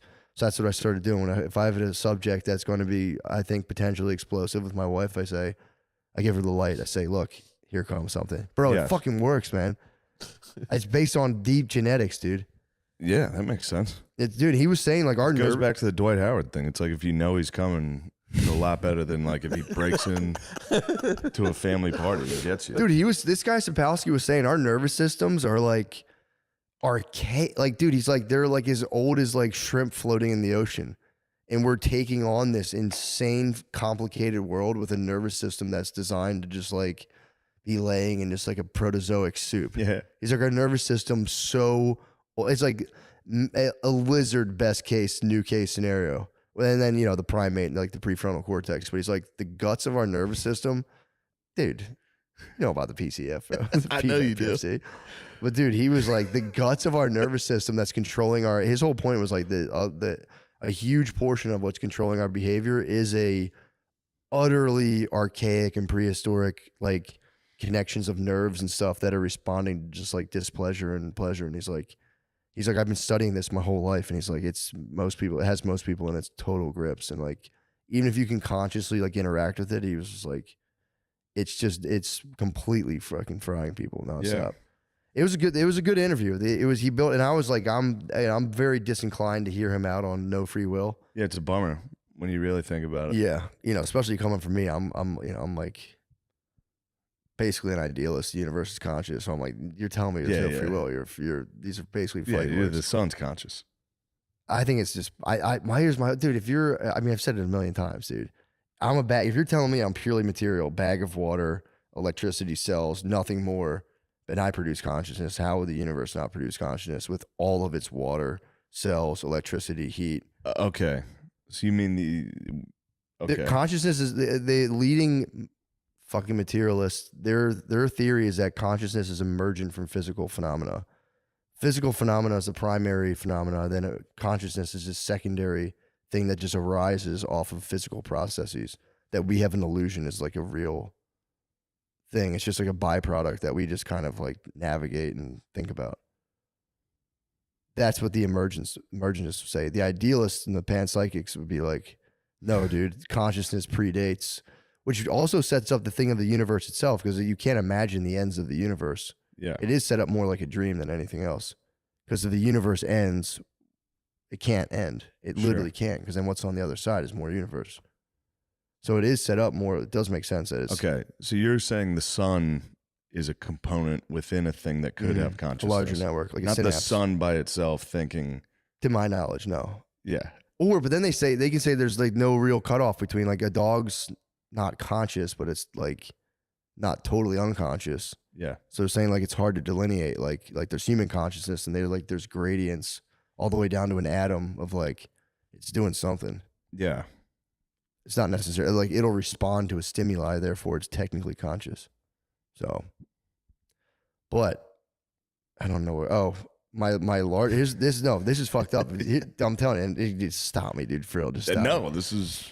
So if you think about it, so you get the materialists, and they say, okay, it's just you're purely physical creation, whatever, blah blah blah blah. You're made of just physical components. But the weird thing is, and it goes back to like being nice and being kind to people. It's literally good for your physical constitution. If you get angry, your physical materials break. Like your DNA over time starts to degrade. So if you're purely a physical thing, you do respond to like religious teachings on a material level.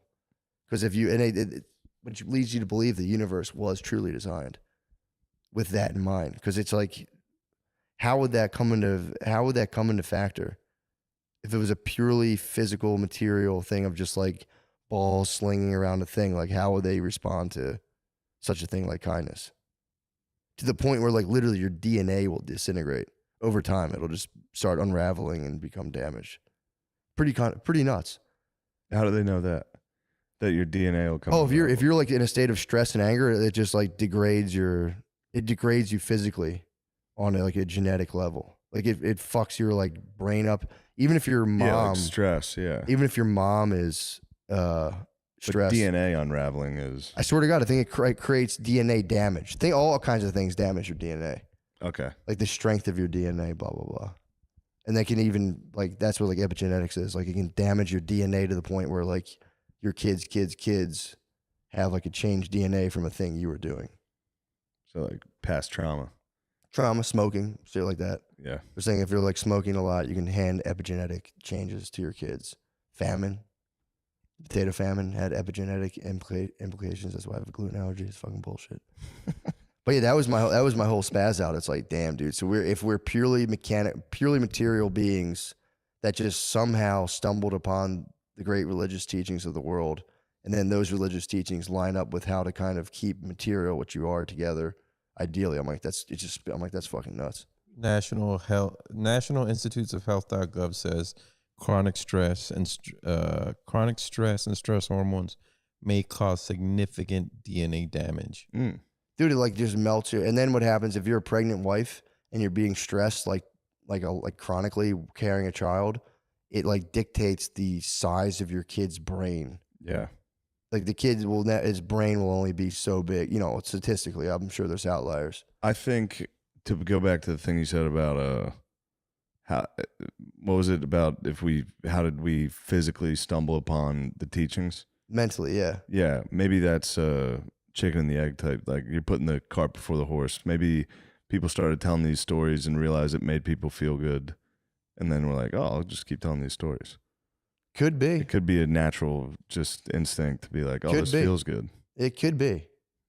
It also probably feels good to just fucking eat a person and like fuck them. I don't think that feels good. It's probably kind of nice.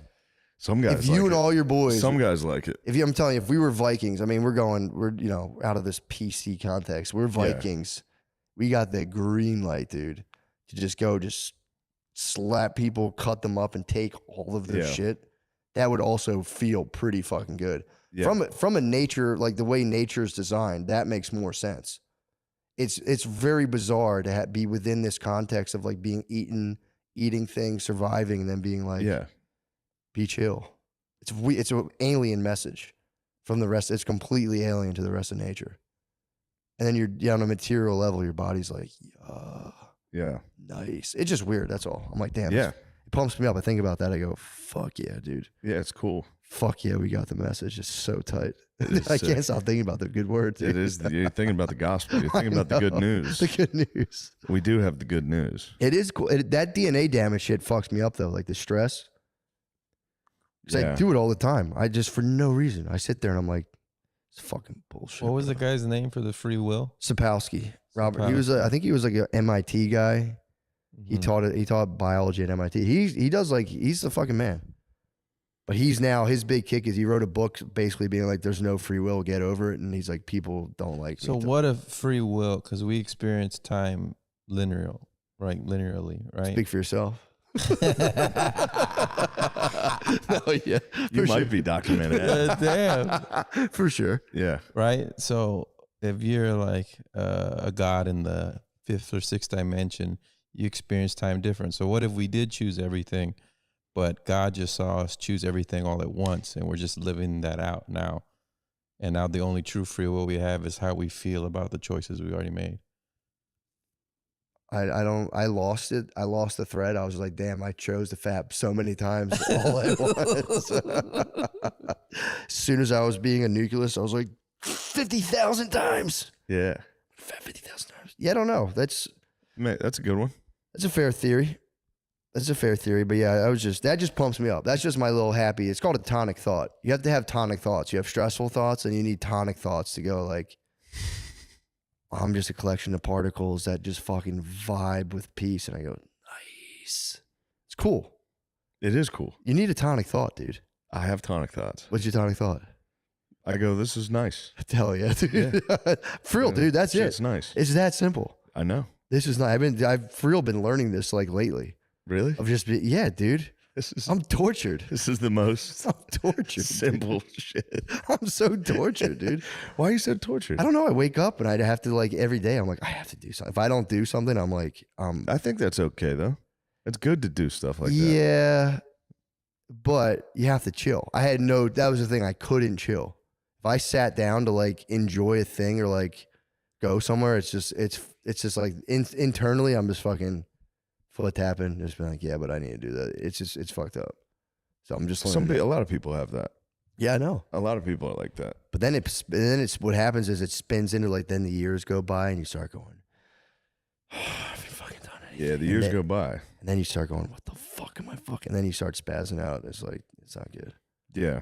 But if I just do like one thing every day that I like, that like I'm happy with, I'm like, it goes away. But what happens is I'd have a toxic combination of like not doing anything and then being like, I need to do so much fucking shit. I mean, I get it. If you're not doing anything, it feels bad to keep not doing shit and not succeeding and just sitting there. Sitting there and not succeeding blows. Yeah. That really sucks. It does. And it just spurs you to sit there longer. True. You go, fuck, everything sucks. I'm not doing anything I want to do. I'm just going to keep sitting here. Yeah. And then that feeds into, that happens. Yeah, or even you get into the states of just like, there's not even words. You're just bodies on this program where it's just like threat, bad. I used to go into rooms when especially like I'd go to like, not even just with stand-up, but stand-up was the most pronounced, where I'd go into a green room and I'd be like, this room's wrong.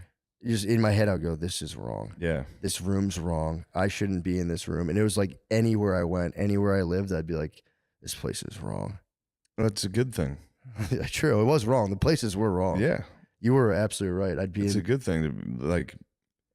The apartments I were in were wrong. They were wrong. They were wrong, dude. And they were shameful. If you felt like you weren't doing well or whatever. No, it's actually, it makes more, no, you know what? That makes perfect sense. I was in apartments with just like idiots, large amounts of drugs. Yeah. Something's off. Yeah, I'm bad. Everybody that knows me would be disappointed in what I'm doing. You're right. Yeah, of course. It's so simple. It's the most simple. I was like, dude, it's probably just a past life experience. No, it's your current life. I had the guap, dude. Yeah. There's no. I've been trying to figure that out for years. I'm like, why did I always think things were wrong around this? They were. They were truly wrong. Yeah. I was on the verge of like deeply disappointing my entire family every day. Everyone you love would be like, fucking. Well, there you go. There you have it. It's right there. It's so obvious. I don't believe in other dimensions, dude. Fuck other dimensions. True. I'm done with the other dimension talk. Look, I You don't. brought it in too. No more. What's other dimension? What did I talk about other dimensions? You didn't. He brought up. I didn't talk about other dimensions. You didn't bring up dimensions. I'm just talking time. about this plane. Let's talk about this. We got enough going on this fucking We dimension. do. We got to truly figure out do. this plane. We truly do. Then we can worry about gods in the fifth dimension. I don't like multiverse talk either. I don't like multiverse. I don't like. I don't like that shit, bro. Multiverse. It's like that's still just the universe. You can slice it up into 5 parts. Yeah. It's the universe. And why would I waste my time figuring out if time's linear or not? It's like it's linear for me. Yeah. Even if I found out it wasn't linear for some other fucking entity, time's a byproduct. Doesn't of us, make a difference. It's us spinning around. Because if you go into deep space, you're not having Earth days. You're just. I mean, maybe we would because we're from Earth. Well, yeah. Like, If you're talking about literally hours, but yeah. You're Stuff happening. It's planets still a exploding. time. I'm not talking about like Shit, I didn't think about that. Stars exploding and shit. Fuck. stars explode. Yeah. Allegedly. You're I gonna don't know if I deny believe those fuckers. star explosions? No, I believe the stars supernovaing. Who's your go-to space guy? No one. I like Machu Picchu. Who's that one guy? Machu Picchu. That's a place. Michio Kaku. Michio Kaku. He's my go-to. He's the least flashy space guy. Oh, the Japanese dude? Yeah, he might be the long-haired Japanese dude.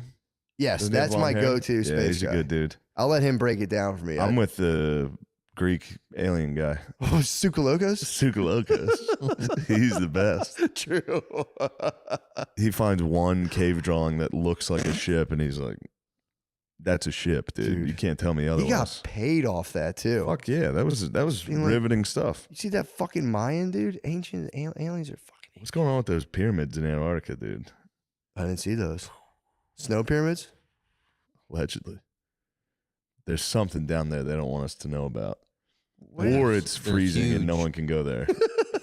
It's one of the two. Or it gets down to minus 150 and it's hard to build things down there. It's one of those two things. Yeah, but Maybe there's a secret civilization there. again, that is a power move, dude. It's like you just lost all your money gambling. You go to your son and you say, never mind what happened to me. Do you know what the fuck's going on in the North There's Pole? a face in the snow in They're Antarctica. fucking not telling us about it. I'm sick of it. Yeah, they're not telling us what's going on up there. Don't go to or college. down Here's there. the thing. You're not going to college. Learn all that fucking bullshit. Yeah, Don't worry about what happens to your college don't fund, even dude. worry about it. I got to pick an enemy. I don't have an enemy for my household. I don't have like a outright out and out enemy. I got to pick one. I got them, man. Or else we'll turn on each other. What's that? I got to pick an enemy, like a common enemy for my entire household, or else we'll turn on each other. Pick a neighbor. Start a fight. Do something petty to a neighbor. Yeah, that's nice. Get like a tree and have it grow into there. Oh, that's good. It's a safe one. Yeah. Or I'll just accuse them of like looking into our bedroom window one day. Like, Yeah, "Yo, just what knock on the door." Could you guys not? I see you guys at night, like looking into my window. They're like, what the hell are you You're talking- watching me bathe. Stop watching me bathe. Stop watching Every me time I shower. take a bath, your fucking pervert kid climbs over and stares at me. Find the one with like a 12-year-old son. Accuse him of being a peeping Tom. Now you've got a war. True. Yeah. That's actually not a bad idea. Or go trick-or-treating tomorrow. Just fuck the whole neighborhood up. Let's go. What? Be like, trick-or-treat. And if they go, What the fuck they do go, you mean "Ha, you don't ha, have ha." any candy? yeah, go Or nuts the on 'em. power move would be doing it like the day before, the day after. Make we trick or treat the day of. We trick or treat the day after. I think the power move is trick-or-treating in November. And just going, this is, Thanksgiving trick or meat would be nice. give us some meat. Trick or People meat. will do it. Trick or meat would be nice. dude. Almost every single family you run into would be like, Trick or meat. Trick or meat. And you just yeah, get- we have some ham in a Ziploc bag. dude, that would be nice. You could gather leftovers. That would be trick or meat, yo, dude. That would Or be go nice. Christmas caroling and sing like hardcore rap. Scream the N-word during your Christmas carols. X gonna give it to you. Yeah. Felicia, Satisha. Yeah. That would be nice. Now we're talking. Now we're finding enemies. True. You provoked it, but now, you know what I mean? Yeah, you're right. This is like a October 7th type thing. You did provoke it, but then maybe they have been dicks in the past. True. I mean, Now- anyone who's now not you've down got with some trick or attention meat, on it. anyone's not down with trick or meat, Trick or that'd be meat's bullshit. fucking nice. Dress up like pilgrims and just fucking take over people's houses. Yeah. As soon as they give you food, shoot them with a musket. Go, thank you. That'd be tough. Yeah. All right. Dude, we've potted into the night. We've potted. It's fucking dark. You were going wild on that. Sorry, bro. I've been thinking. I had to get that stuff off my chest. I appreciate it. It's been eating at me. Although that's been a revelation for me. The fucking dude, I'm telling you, to eat me alive, I'd be in place. I'm like, this place is wrong. This place is fucked up. Yeah, it's not the place. I mean, it is the place. You know, it was an internal process. It's you, yeah. It was an internal process that needed to be. It's you fucking up, transcended and included, and then going. It's actually this room, dude. For real, dude. It's like the walls aren't really straight in here. Yeah. It's every ghost hunter. Yeah.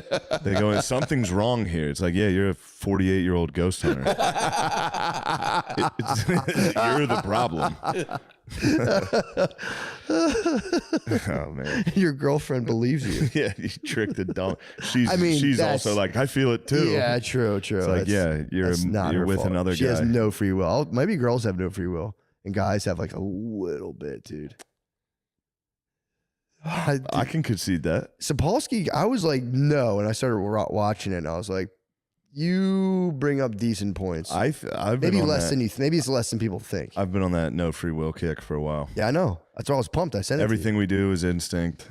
Everything we say, the reason we said it was an instinct. And there's like, he's arguing there's predetermined, almost biological factors that, you know, do have to do with stress and all this stuff that where it's like, yeah, you wouldn't have done this. And then he's like, yeah, there's going to be outliers, but by and large, he's like, if your setup was X, you'll most likely X.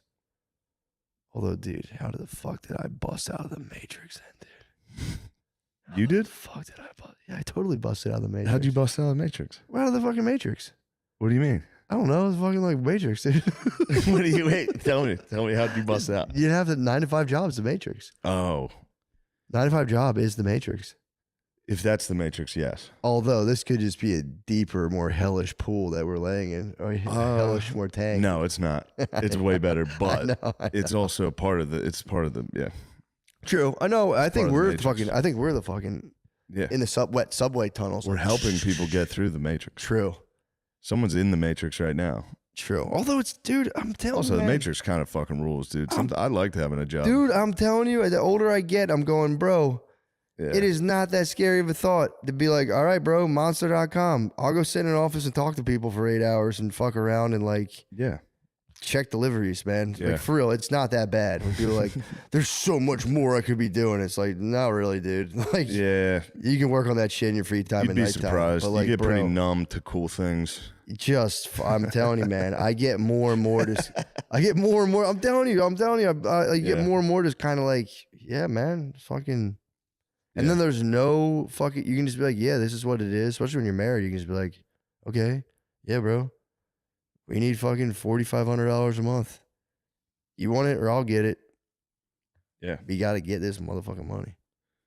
So. And then you get to come home from work and enjoy a dinner and a nice show with your lady. You earned it, bro. And you go.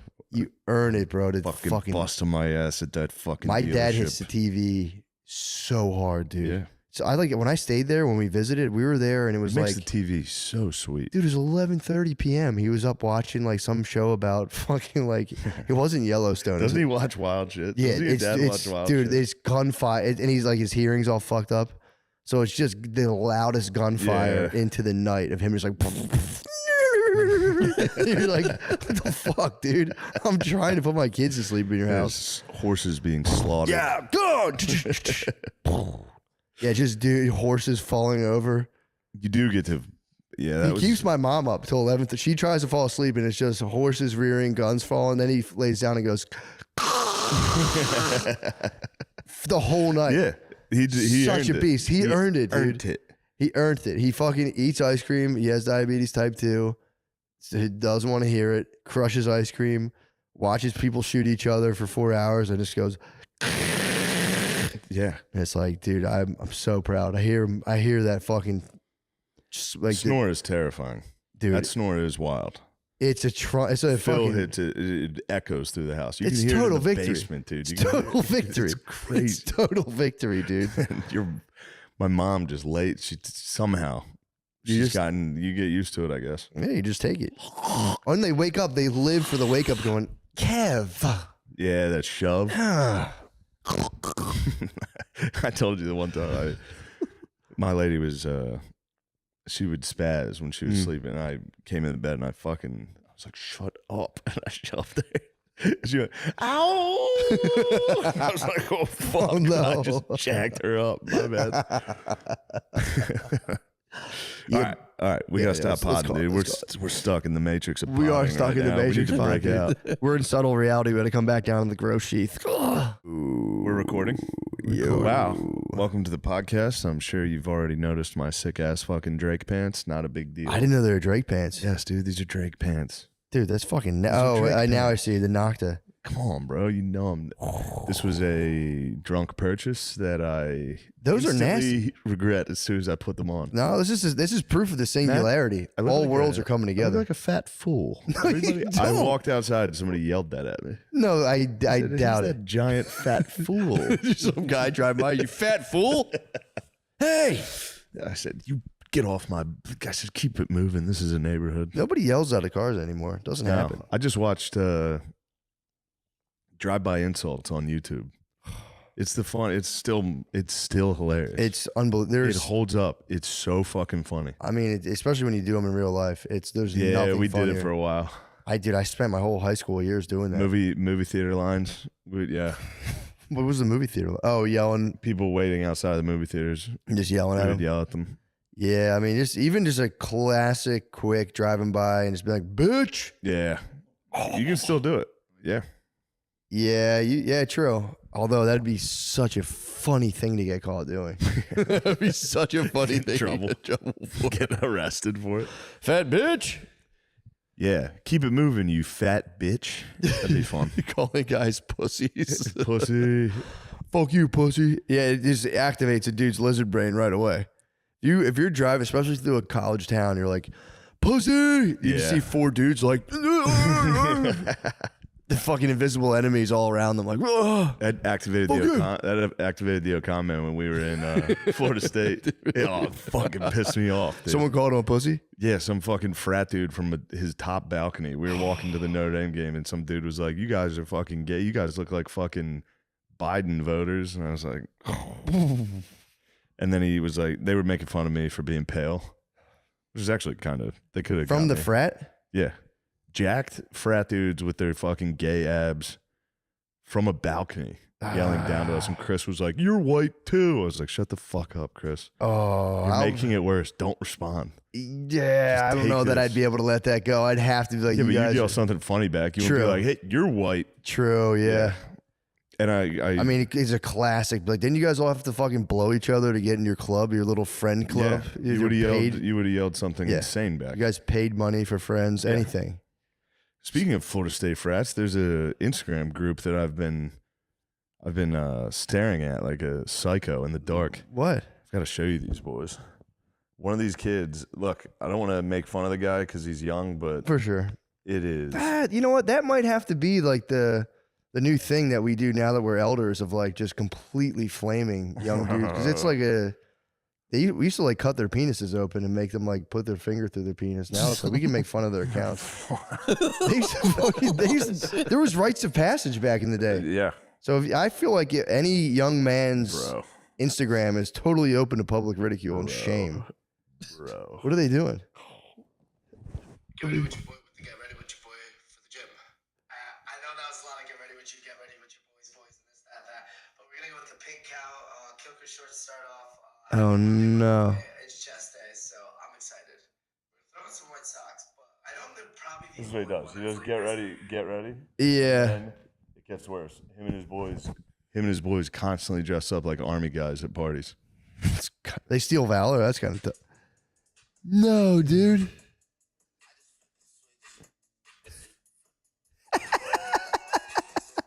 Why are they doing that? I fucking get it, dude. Dude, that's like... I don't get it. Yeah, that's like been on Adderall since birth shit, man. They're at a party. The dudes, they're wearing bulletproof vests and camo pants. There's nothing wrong with that. Also, obviously, there's a fucking college chick, dude. Not a big deal. Yeah. Yeah.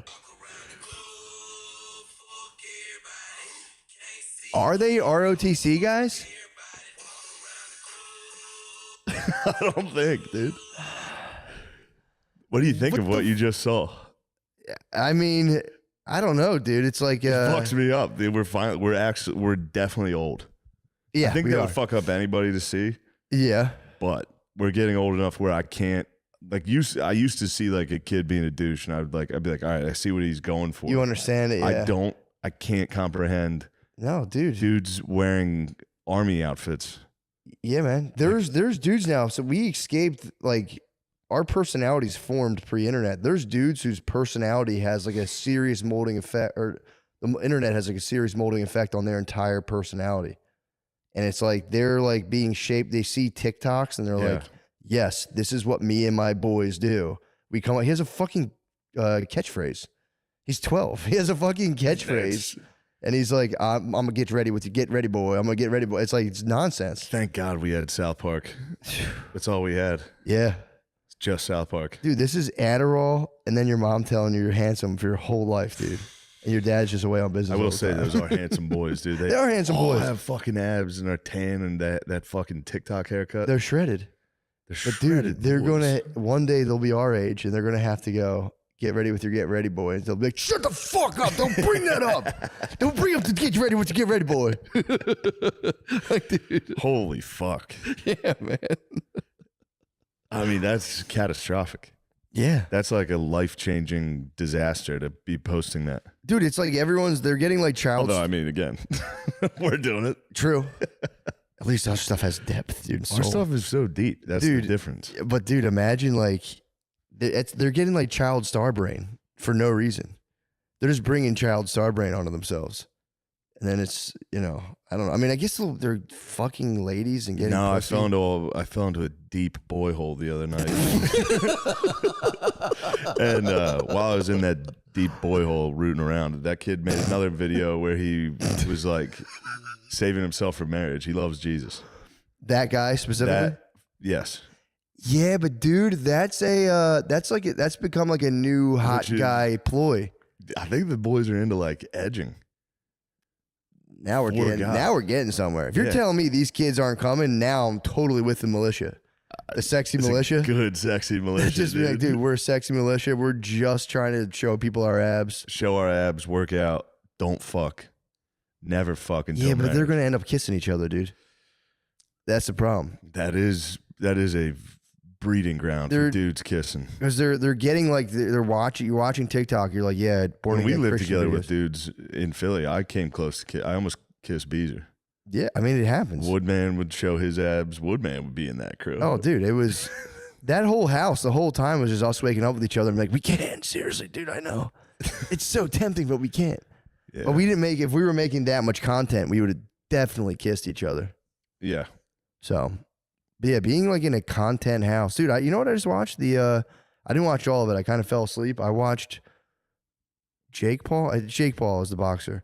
I watched him on Aubrey Marcus's podcast, and he was explaining how he was like a young man in a content house.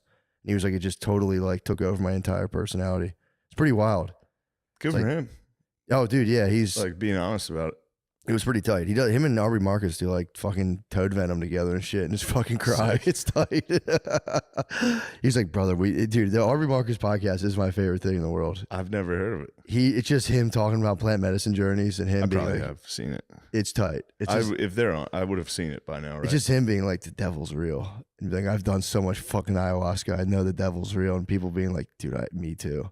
I've done ayahuasca too. I know the devil's real. And I'm like, dude, I knew it was real this whole time. Yeah. But yeah, it was making me laugh. It was refreshing to see old fucking Paul just up there and being like, yeah, dude, I was a fucking dumbass. Nice. Yeah. He's talking about his father being emasculated. He's like, I watched my father just lose everything. What, to his mom? No, not that. It was just like, I mean, probably too, but like he just like tried a business and it failed. And he's like, he came to me when I was a young boy and he's like, just like beside himself, like, I failed. We have to move.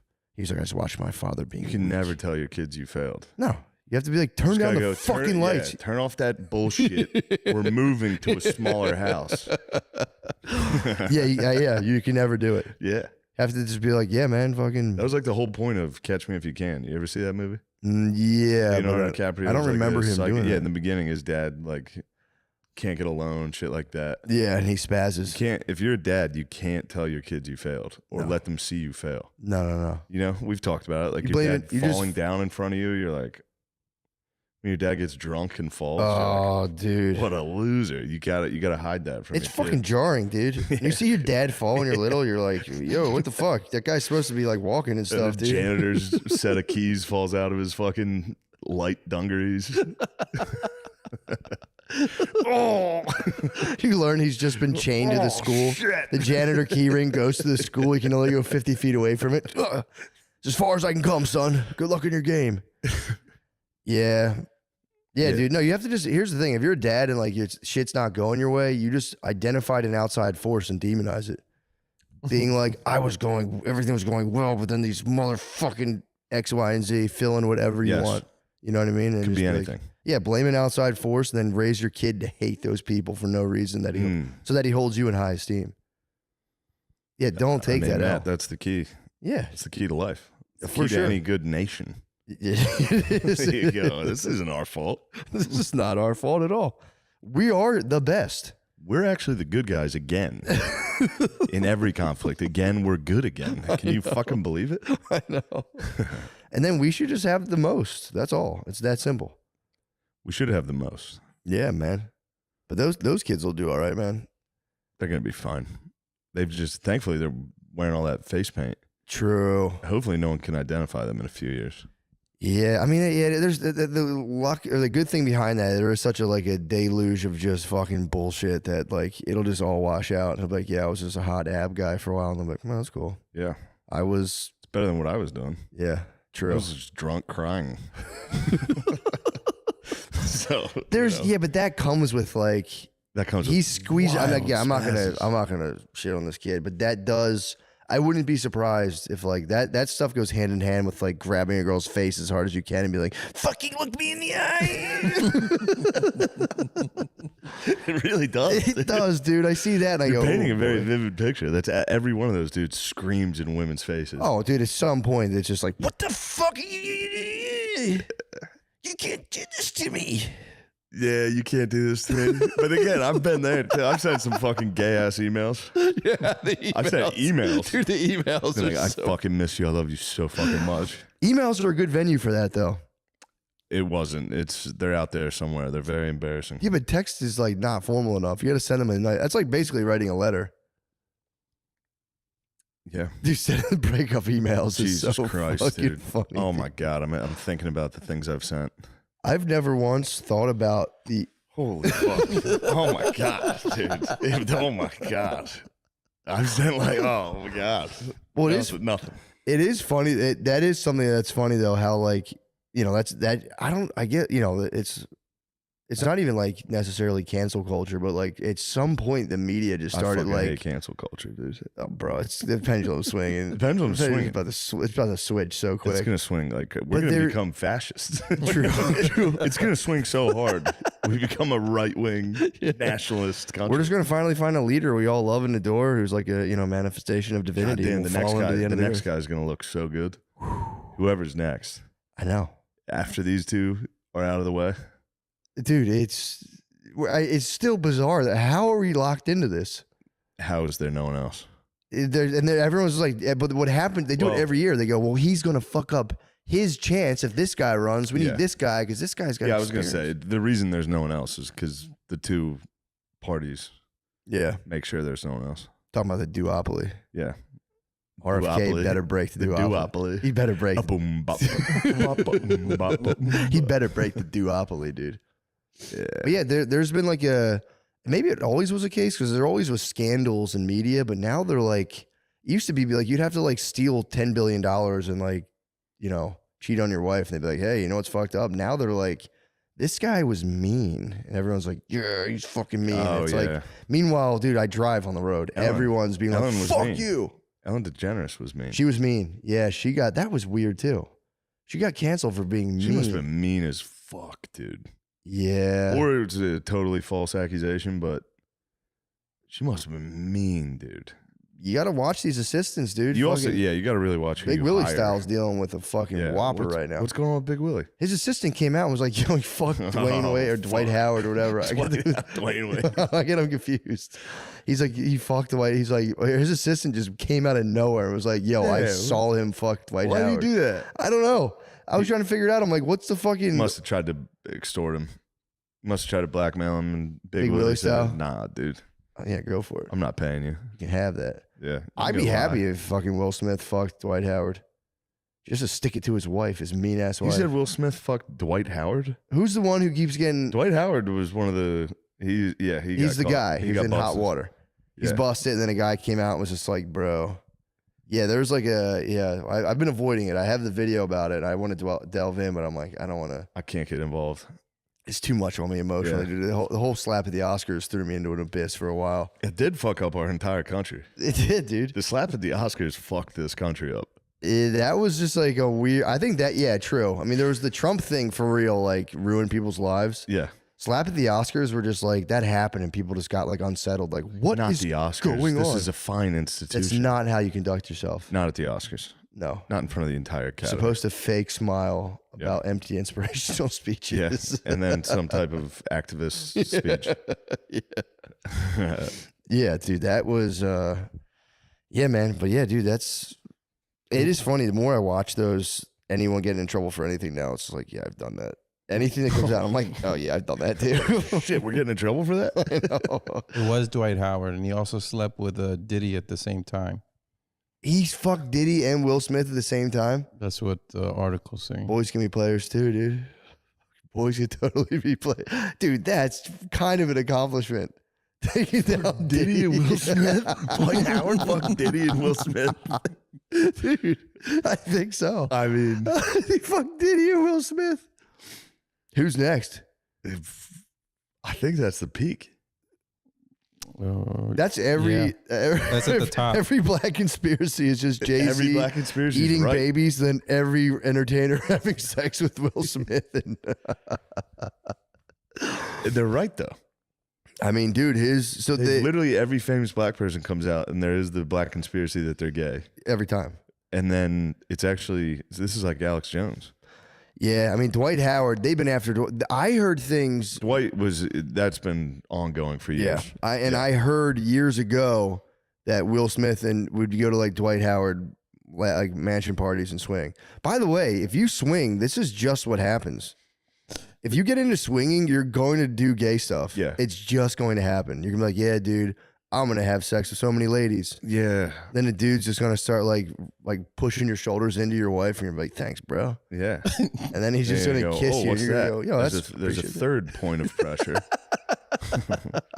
that wasn't there a moment ago. They describe it as murderous sex. Murderous sex. Who describes it? The article on here, Will Smith on having murderous sex with these. There's a few men on here actually. Why is it murderous? That's what I don't know. That's how they described it. What's the website? Blacksportsonline.com. Nice. They could have just went with sports online. It's a little redundant, folks. Blacksportsonline.com. We need to start white sports online. Also, they could just be blacks. It could just be sports.com because it's online, obviously. Yeah, true. Blacksportsonline.com. Sports.com must be. What's sports.com? That's got to be. It's just Will Smith kissing Pete. Sports.com? Yeah. I've never visited sports.com. It's got to be sick, dude. It's got to be just. It's tennis balls. Is there sports.com? There is a sports.com, but it just goes to a blank page that says. Oh, that dude's sitting on the fucking hyperlink. That's all it says, sports. Fuck yeah, dude. It's a good website. We need to, hit him up for a sponsorship. This episode is brought to you by sports.com. This episode is brought to you entirely by just sports in general. Sports.com and also blacksportsonline.com. Black Sports Online. http://blacksports on the internet.com. Full vicious rumors going around. Murderous sex. I still want to. That's. Sex. I mean, as a journalist, that's like losing journalistic credibility. It's like, unless he's talking about those cheeks clapping. You know what I'm saying? I think it is literally describing it as like destructively gay. Like, powerfully gay. That would be I mean, Dwight Howard's a monster. Yeah. We saw him. We did. We saw him against the Oklahoma City Thunder that day. Yeah. He was huge, That sleepy couple. You remember that sleepy couple? Now I know why they're probably They were sleepy. destructively plowed They by probably got Dwight. dogged out, dude. Oh, my God. Dwight probably had his way with them. He was huge, dude. Dwight Howard is fucking enormous. Yeah. It is. There is something kind of like uncanny about a dude that big being gay. Yeah. Just like the sheer scale of his gay sex is just nothing to do with being gay. It's just like, man, that's... It strikes fear into us honest cis men. True. If I think about what he could do to me, I go... Gay, yeah, gay giant. I shudder. 6'10". I mean, He's 6'10". Yeah, it would change your life, dude. Yeah, it would alter. It would alter you physically for a while. Dude, imagine you're in a pool and his wingspan's coming at you, and It's so scary. and he just wraps you up like a fucking anaconda. And you go, Dwight, let me breathe. Dwight, You come go, on, Dwight, please, for real. Dwight, Diddy, what the hell are you doing here? Oh shit, Big Willie, what the hell? And Diddy pops out. Diddy's been on some weird. Now they've got a stew going. True. You get all those boys in the pot. Now we've got a stew going right I'm now. gonna start writing for blacksportsonline.com. Yeah, it'd be easy. Just making shit up. Just totally make stuff up. I saw Meek Mill, Yeah. Meek Mill's slipping into Kanyeville, dude. I saw that interview about testosterone. I didn't see that. see that? I've been watching his tweets. Whenever dudes start being like, I'm sick of these 300-page contracts. It's time for us. It's like, dude, you're slipping. The contracts are big. The contracts I are understand bullshit. not I get liking it. the contracts. But I you get just it. have to trust the guys. Yeah, for sure. You have to trust those guys. You're a stone's throw away. Once you start talking about the contracts, it's like, yeah, for sure, dude. You fucking do a new Yeah. contract. Once you start being like, these contracts are bullshit, it's like, yeah, dude, Yeah. they probably are. Money stuff's bullshit too. Yeah. I don't know anything about money stuff. Yeah, it's really confusing, man. I mean, they make it confusing. true. Otherwise, half these people don't have jobs. The whole point is just to make it so they have to be able to be. They're the only ones that can read this fucking document. Yeah, you need like a finance lawyer. Yeah. The finance stuff makes no sense. And then like you get guys who will sell you finance products where they're like, yeah, dude, this is the shit. And then you look at it and they're making like 12% commission. Yeah. And you're like, well, this sucks for me actually. Yeah, that's like the haziest realm of all. And a lot of the dudes who sell financial products have no real background in like financial. They don't understand how the products work. So they're just they're given like products to sell. And they're just making a bunch of money, and the whole thing is like them being like, "Yeah, this is a good investment." A lot of it either. Yeah, that's where I lose. And it can not pan out. And I don't like, understand sorry. the economy. Yeah, I don't understand. Nobody does, I don't understand anything. dude. What I've heard is you buy stocks that pay dividends, and you buy them in companies that have paid dividends as long back as like through the Great Depression. Dividends. Yeah. And just like these guys paid through the Great Depression, but then usually you're buying them that are like they're tied to like. They're like buying up lakes now, so you have to pick a team. You got to get in. You have to pick a team. Yeah. Like, okay, Nestle can have the lakes. Just Nestle's give me 50 cents a month. Flint's off not of my getting dividends. water. Nestle's getting the lake. That's a good deal. Whoever the guy who owns the lake is, it's Yeah, a quality deal. yeah. I mean, I'll sell you that fucking lake. that's a good one. All right. Yeah, they keep saying Bill Gates is buying up all the farmland. It's like, shit, man. Good call. What's he going to do with it, dude? If Gates controls all Gates the food, better not control my fucking. although food, Bezos dude. he owns Amazon, so maybe we'll have like a billionaire food battle. That'd be good. Yeah. Also, just like then you buy the food, dude. You buy the food. Yeah, buy all the food. He's buying all the farmland. It's like, okay, buy some. Get on it. Start farming. Stop bitching about it. Yeah, Don't not farm and be bitching about the farmlands, dude. couldn't agree more. Although people could swoop in. I don't know. Again, I'm out of my depth. Is there some farmers out there going like, dude, Gates came to me with the ultimate offer. What the fuck do you want me to do? You have to. Maybe he'll start robo farming. Oh, that'd be so nice to get the offer. You can stop fucking farming. Yeah. I mean, I'm sure those guys, a lot of them find it peaceful, but I've seen those. You ever see Dude, those it's- fucking chicken farms? So hard. Oh, Well, then you either merge with machine, and then it's just like you come out to just a sci-fi horror all day of just like Yeah. a machine lopping chickens' heads off, and you have to just sit there and be like, all right, what do I got going on today? It's just you gotta just listen to "Life on the Farm is kind of laid back." Ain't no. Meanwhile, you're just tossing animals into a meat grinder. Good Lord. you open just a small cube, and there's just chickens like, help, give me your eggs. Yeah, that's Man, it goes straight to me. hmm? They just throw them in there. And then I'm sitting there with a delicious plate of buffalo chicken wings. I want to get into that though, of like starting a restaurant where it's like, this is all GMO. The chickens have like the least possible legal space to move. Like this is the most efficiently farmed foods you can think of. I want to say, because every restaurant's like farm to table. I want to have pictures of just like a commercial industrial farm setup where chickens, like, all over every wall. Chickens are just like squashed in. Just a gloomy factory. Just headless cows. That would be nice. Dude, having the slaughter floor that'd be a sick steakhouse. On the slaughter floor? It's like clear windows and you're just eating steaks and you're just watching them just go, and you're going, oh, yes. This slaughterhouse reminds me, I tried to watch Blade on the plane.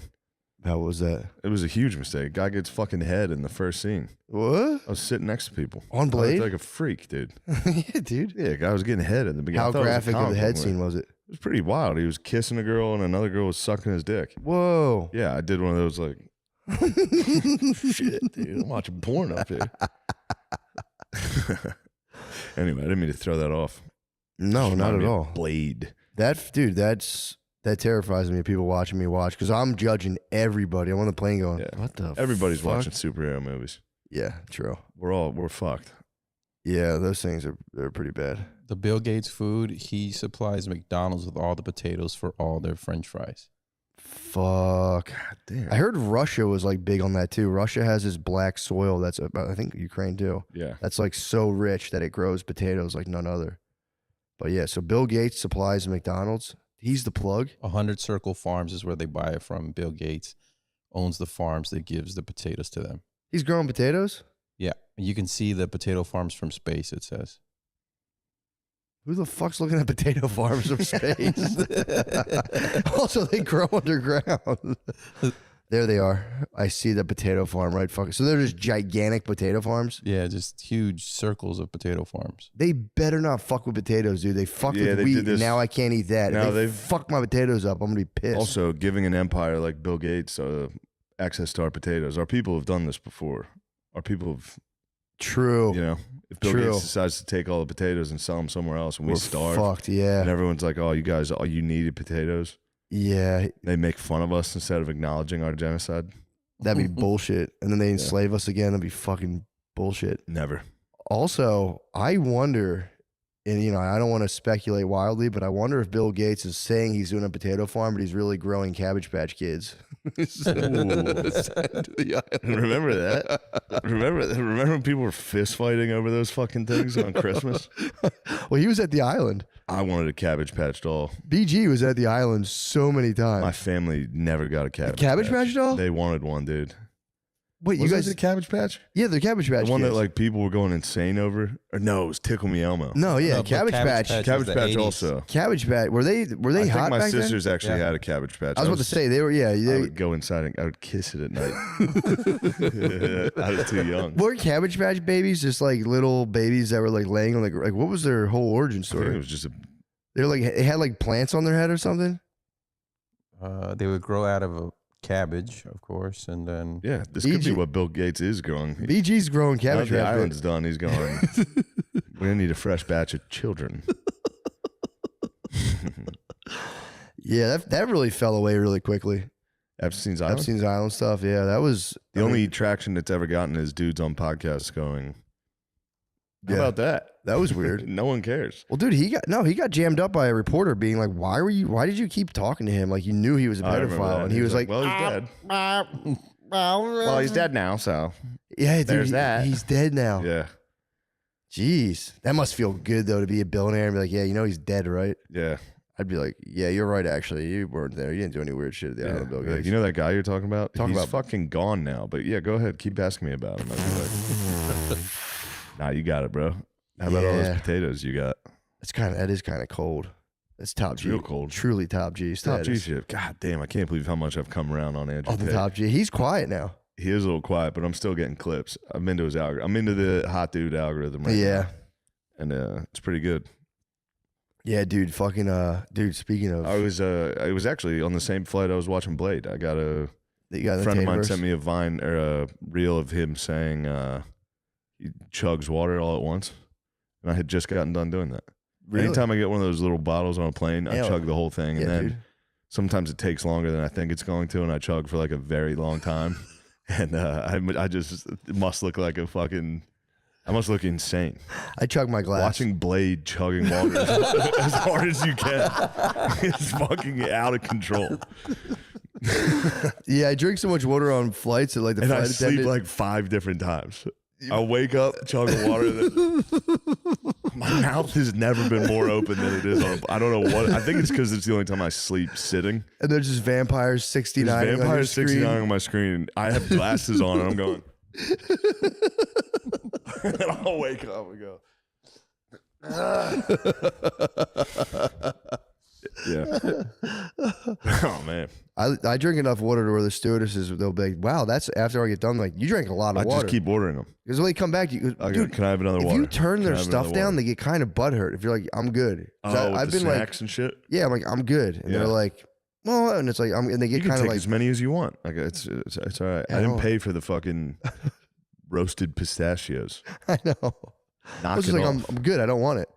But yeah, but I take so I usually I'll be like, yeah, just keep giving me water, and they keep coming back, and I'm like, yeah, I guess I could have more water, and they're always like, you drank a lot.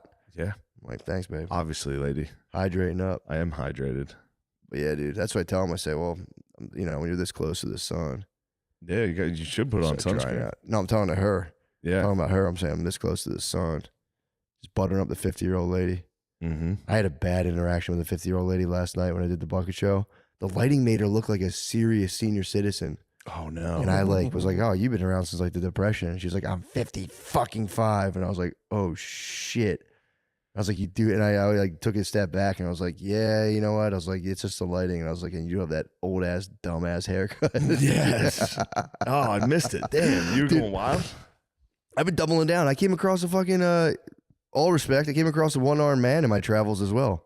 He was leaning against the wall like this, and I thought he had his arm in a sling. It was 5 minutes into a fucking set. This dude had an arm in a sling, sitting against the wall, and he yelled out like twice. And I was like, haha. The second time, oh, he yelled out twice? Well, I was like, I didn't know what, I was like, what did he say? And he was just like, and it was just like when people yell a thing out, and you're like, oh, that makes no sense. I was like, oh, okay, weird. Sure. And then I just looked, and I was like, the fuck's up with your arm? Because I thought he had broke it. I thought he broke it. I thought it was in a sling, and he just went like, I went, oh shit, you don't have it? And he was like, no. And I was like, oh fuck. Well, how did he lose it? Did you ask him? I talked to him afterwards. Car accident like a long time ago. Oh fuck. Yeah, dude. It was just like, it was 5 minutes in. I was just like, fuck.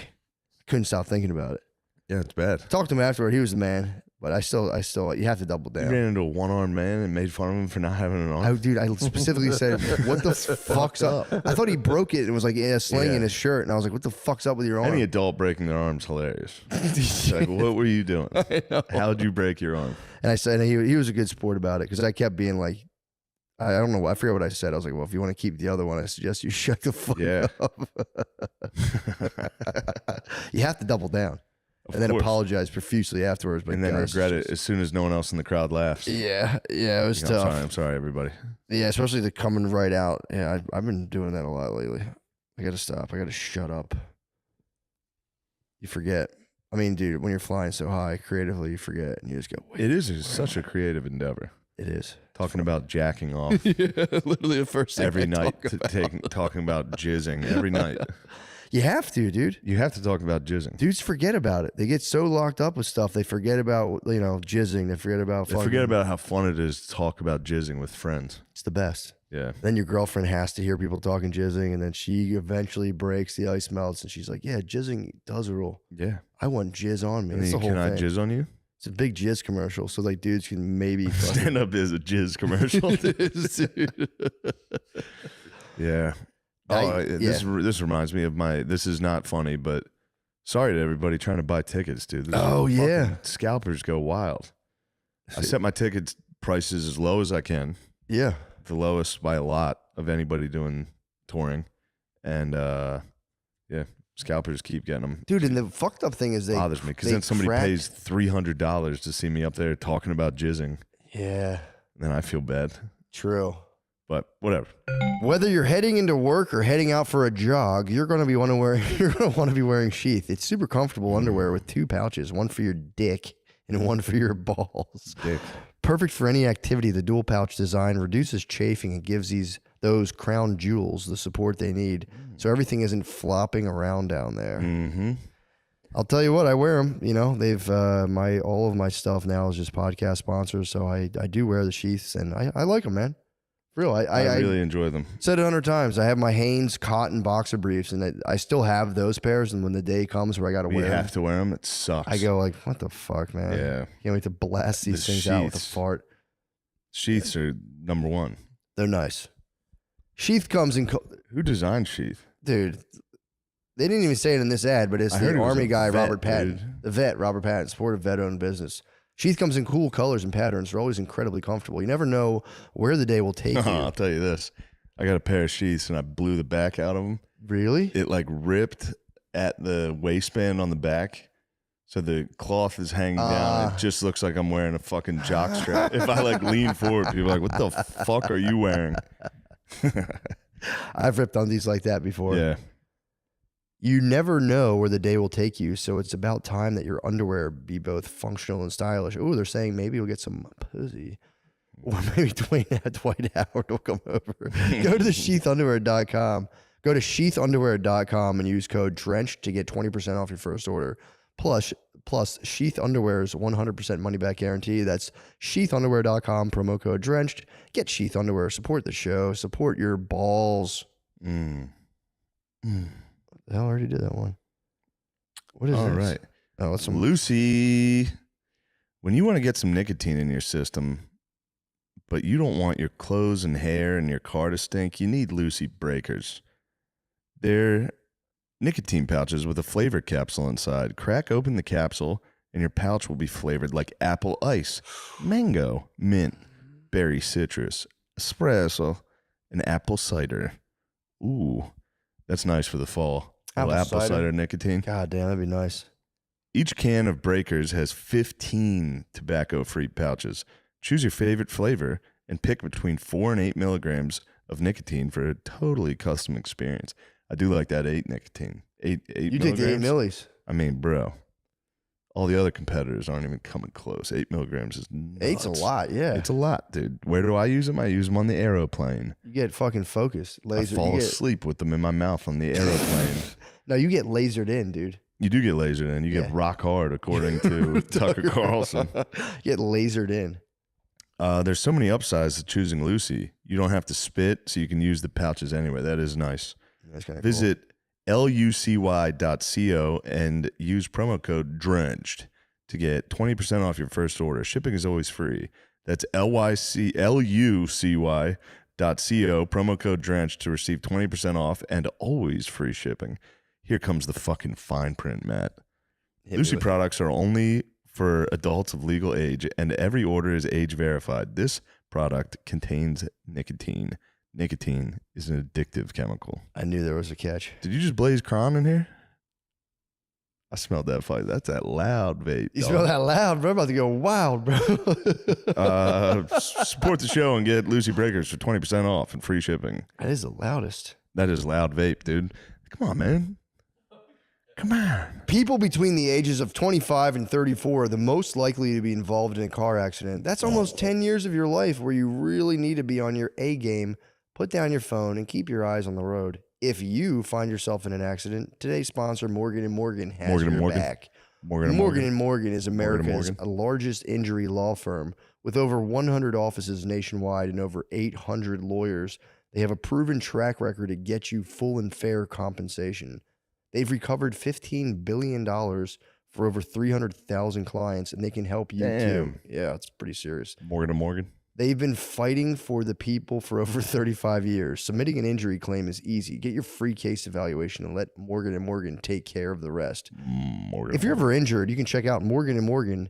Their fee is free unless they win. For more information, go to forthepeople.com/drenched or dial #law #529 from your cell phone. That's FOR thepeople.com/drenched or #law #529 from your cell. This is a paid advertisement.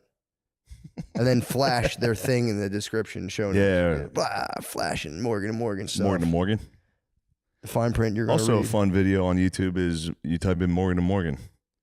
It's just a montage of them going Morgan & Morgan. Morgan & Morgan. All right, so that's fun. Jeez, dude. Right. We're back. Sorry, we were talking a little inside baseball about the Diz. True. And how fucking lame scalpers are. That's fucking bullshit, bro. It makes me feel bad. It makes me feel... What's their penalty? 20 years in jail? No, that's totally legal. It's totally legal. But they can't stand outside and sell them. Doesn't a cop punch you in the stomach? I think it's legal to scalp now. Really? Yeah. Someone decrimmed it? Yeah. I was told, truthfully, that one of my only options was to write to my congressman. For real? Because I was like, why don't you guys fucking regulate this? Yeah. Make it so if somebody buys a ticket online, they can't resell it for more. That has to be the easiest program possible to make. Duh, that's actually really easy. Why not make that? And they're like, it's illegal. Free market, yeah. Yeah. Capitalism, bro. Elon Musk tried to do that with the Cybertruck. $50,000 if you sold it within the first year. What do you mean? He would sue the owner. Oh, and you they can't. would have to pay $50,000 if they sold it within the first year. Oh, because they buy the Cybertrucks up and then they would flip them. Oh. Yeah, but they had to take it out because legally he could not do that. Damn. So dudes just bought up fleets of Cybertrucks? What the hell? What do the Cybertrucks do? Are they like electric trucks? Mm-hmm. Yeah. Yeah. Damn. You can't shoot an arrow through them. Rogan proved that. They brought a Cybertruck. He tried to shoot shot a fucking bow and arrow at it. Did it bounce off? Yeah. How? Why are they so arrow He resistant? made them like bulletproof. Why? I don't know what obviously, he's preparing it's for. fucking sick as hell. He's gonna go to war with Bill Gates, obviously. For the potatoes. That would be tight. Yeah, why can't we just not have a president and just whatever billionaire we're behind kind of supports us feudally? What do you think we have, dog? True, but they should come out. They should just come out and we're the top ballers. They're fuck these guys. We have the most money. I think they essentially have. Yeah, it's right there. True, but then they have these. The government's like, you have to listen to Pfizer. True. All right, obviously Pfizer's. But they should come out and just be like, they should come on emergency broadcast and be like, I am your overlord. And you're like, fuck. They don't have to. True, yeah. They're just doing it. They can trick you into being you're Nike. A bad person. Huh? What? That was a fucking bad joke. What else is going on, Matthew? Dude, I got to tell you, I lifted with The Rock yesterday. Dude, how was that? That guy's awesome. That's awesome. I feel like such a fool. I did. Here's the thing. Yeah. I made fun of The Rock a while ago. My bad on that. True. Of course that clip exists on the internet. Nobody clips me 2 years ago going, I was wrong, The Rock's cool. I know. That clip's not out there. It's just me going fuck The Rock. I'm fucking working out. Fuck that. He was flexing in your face. I was hungover. I was in a hotel room. He was flexing in my fucking face. Talking about clanging and banging in the Iron Paradise. And he wouldn't care. He's like, dude, you're in the Iron Army now, dude. Now I joined the Iron Paradise. I was in the Iron Paradise. Now that I've seen the light of the Iron Paradise. Dude, he is massive. He is huge, dude. Yeah, that's fucked up to see him in person. Because he's got to be. Dude, I had guys from... he was the coolest dude. He was like a nice... Sweet guy. Yeah, he was cool.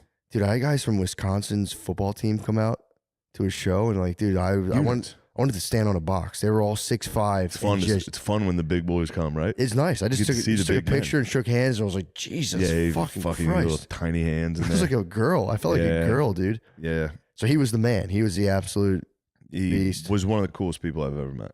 That's awesome. As far as just being nice. Really? Yeah, he was awesome. We were sitting in the sauna, dude. I got to watch The Rock. You got to watch him sweat. Yeah, I was sitting across my body and his body. We were just staring at each other. You should have caught. I mean, I know I got to stop being gay about him, but you should have caught a thimble of his sweat and just fucking went. It didn't cross my mind.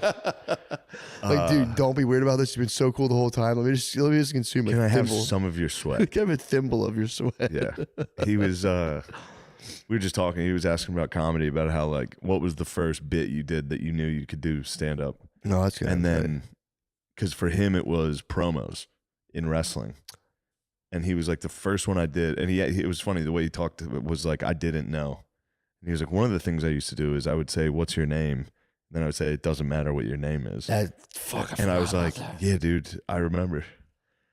It doesn't matter what your name is. Yeah. That shit fucking, he did, dude. He was kind of, now that you bring that up, he was a genius with that, of jabroni. It doesn't matter. He said jabroni. I said jabroni. I was like, that was the first thing I said. I was like, jabroni caught on. He said that was the Iron Sheik. That was one of the Iron Sheiks. Oh, they said he would say jabroni. To the Iron Sheiks? He took the Iron Sheik. Tight. But But yeah, it was wild. Like him talking about like It Doesn't Matter was, dude, that hit dude so hard. Extreme like Mankind or like those guys that would jump off the ropes and like go through a table and shit. So he was like, I didn't want to do that, so I needed to get good at promos. Good call. And he was like, that's how I did it. Yeah, and they gave him. He was also he was fucking jacked. And then he got Does he have to Does he have to like make up his own finisher too? Is that like a thing you sit and brainstorm? Yeah, probably. Rock Bottom was so nice. Rock Bottom was tight. It was very easy to do to Little Brothers. And the People's Elbow. People's Elbow. I mean, dude, anytime someone was laying down, it was just real quick. Yeah. People's Elbow is nasty. I got into a mandible claw. You know, that was a fucking fucked up stick one. My hand in people's mouth. That was a fucked up one. That was a real fucked up one. The stunner was also that's a visionary. Yeah, that's a visionary move, dude. Kick to the gut. Of course, I'm going forward. And it's like, where's he going? Oh shit! Oh no! Now my neck's broken. Now I curb stomped myself on his shoulder. Whatever. No, I just fell over. Those fuckers are never. Yeah. Now this guy pulled me forward. Yeah. Anyway, that was cool. That's fucking awesome. Yeah. You told me that yesterday, and I was going, what the fuck? Yeah, and then Rogan posted a photo of it, and I was standing way too close to the camera. I looked fucking 10 times the size of everybody. It's awesome. It's very embarrassing. That's fucking sick. Yeah. You should get someone to like set you up like that in every photo. You can do it. If you take a step forward in every... I didn't do it on purpose. It was an accident, but you can easily do that. I might start doing that. I've accidentally done it in several pictures. That's fucking nice. Especially when you're in a group and it kind of bows. Yeah. And then I tried my best to avoid the outside because I literally look like it. I take up half the photo. It looks like I'm the size of like 3 other people next to me. That's pretty tight. It's never flattering. No, in that context. Read every comment on that Rogan picture. It's like, holy shit, Shane's fucking gigantic, dude. Yeah, but that rules. Yeah. To be fucking mogging the whole squad, dude, from the photo. Did I ever talk about the Indian bots getting me? No. Oh, you didn't, dude. Yeah. That is, what happened? What the fuck was that? It was just a wave, dude. Somebody must have sicked them on me. Who? I don't know. Some evil motherfucker must have contacted. I guess you can use Indian bots to just spam somebody you don't like. I might start doing that. Somebody got me with just Indian dudes calling me fat. It was like a 5-minute span of 1,000 comments from Indian dudes talking shit.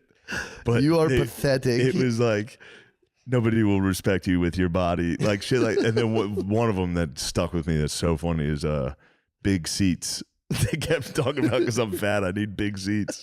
And they're like, how could you find clothes? Big pants, big seats. I was just laying on my couch one night. I got 10 million notifications at once. I was like, what the fuck's going on? Hold on, I can probably find them. They're nasty. Dude, you said... Oh, yes. Damn, dude.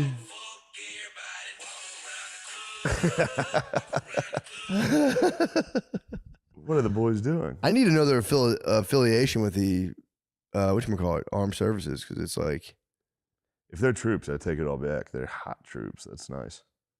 Yeah, I mean, dude, it is kind of nuts to think about now, to like choose a life path around like maximum virality, where it's like, I'm a born again Christian, I'm a troop, I'm a single guy. That's like a good single guy TikTok and all that stuff's pretty nice. Who's the other? There's another guy, that guy who's in his 50s who's really nice. Now somebody's spamming it with Israel. You have Israelis coming at you? Israel is the largest recipient of U.S. foreign aid. This is just a picture of me with Naeem and Ahmed. Oh, that makes sense. All right. Israel is the largest recipient of U.S. foreign aid. American taxpayers pay $13 million per day to Israel, which uses it to slaughter Palestinian children while the world watches in silence. All right. Thank you for the comment on my picture.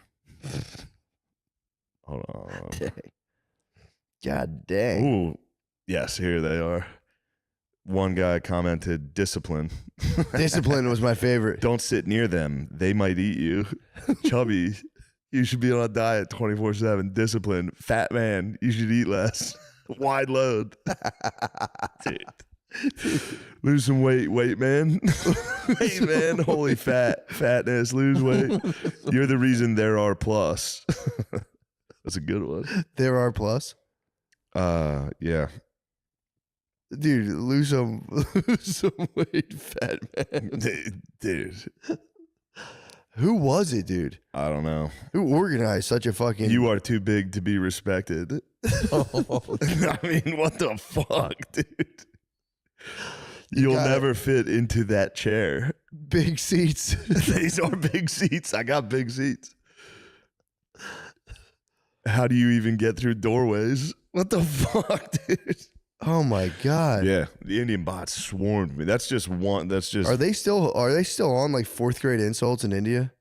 Because they are all 4th grade insults. It's got to be just Google Translate. Yeah. Yeah. True. In Indian, that probably sounds good. True. Large pants, large seats. In Punjabi. Big seat. Don't come near them. They might eat you. Fire. It's probably a real threat. Well, I shouldn't have brought this up. Now I know every single comment that I'm going to get. Yeah, but here on there's out, so... but whatever. Dude, no, that's... It is funny. Yeah. That's the one that got me. There's no discipline. Discipline was... Discipline. Discipline was a tough one. Discipline is tough. Fuck that, dude. I'm cheering for Pakistan.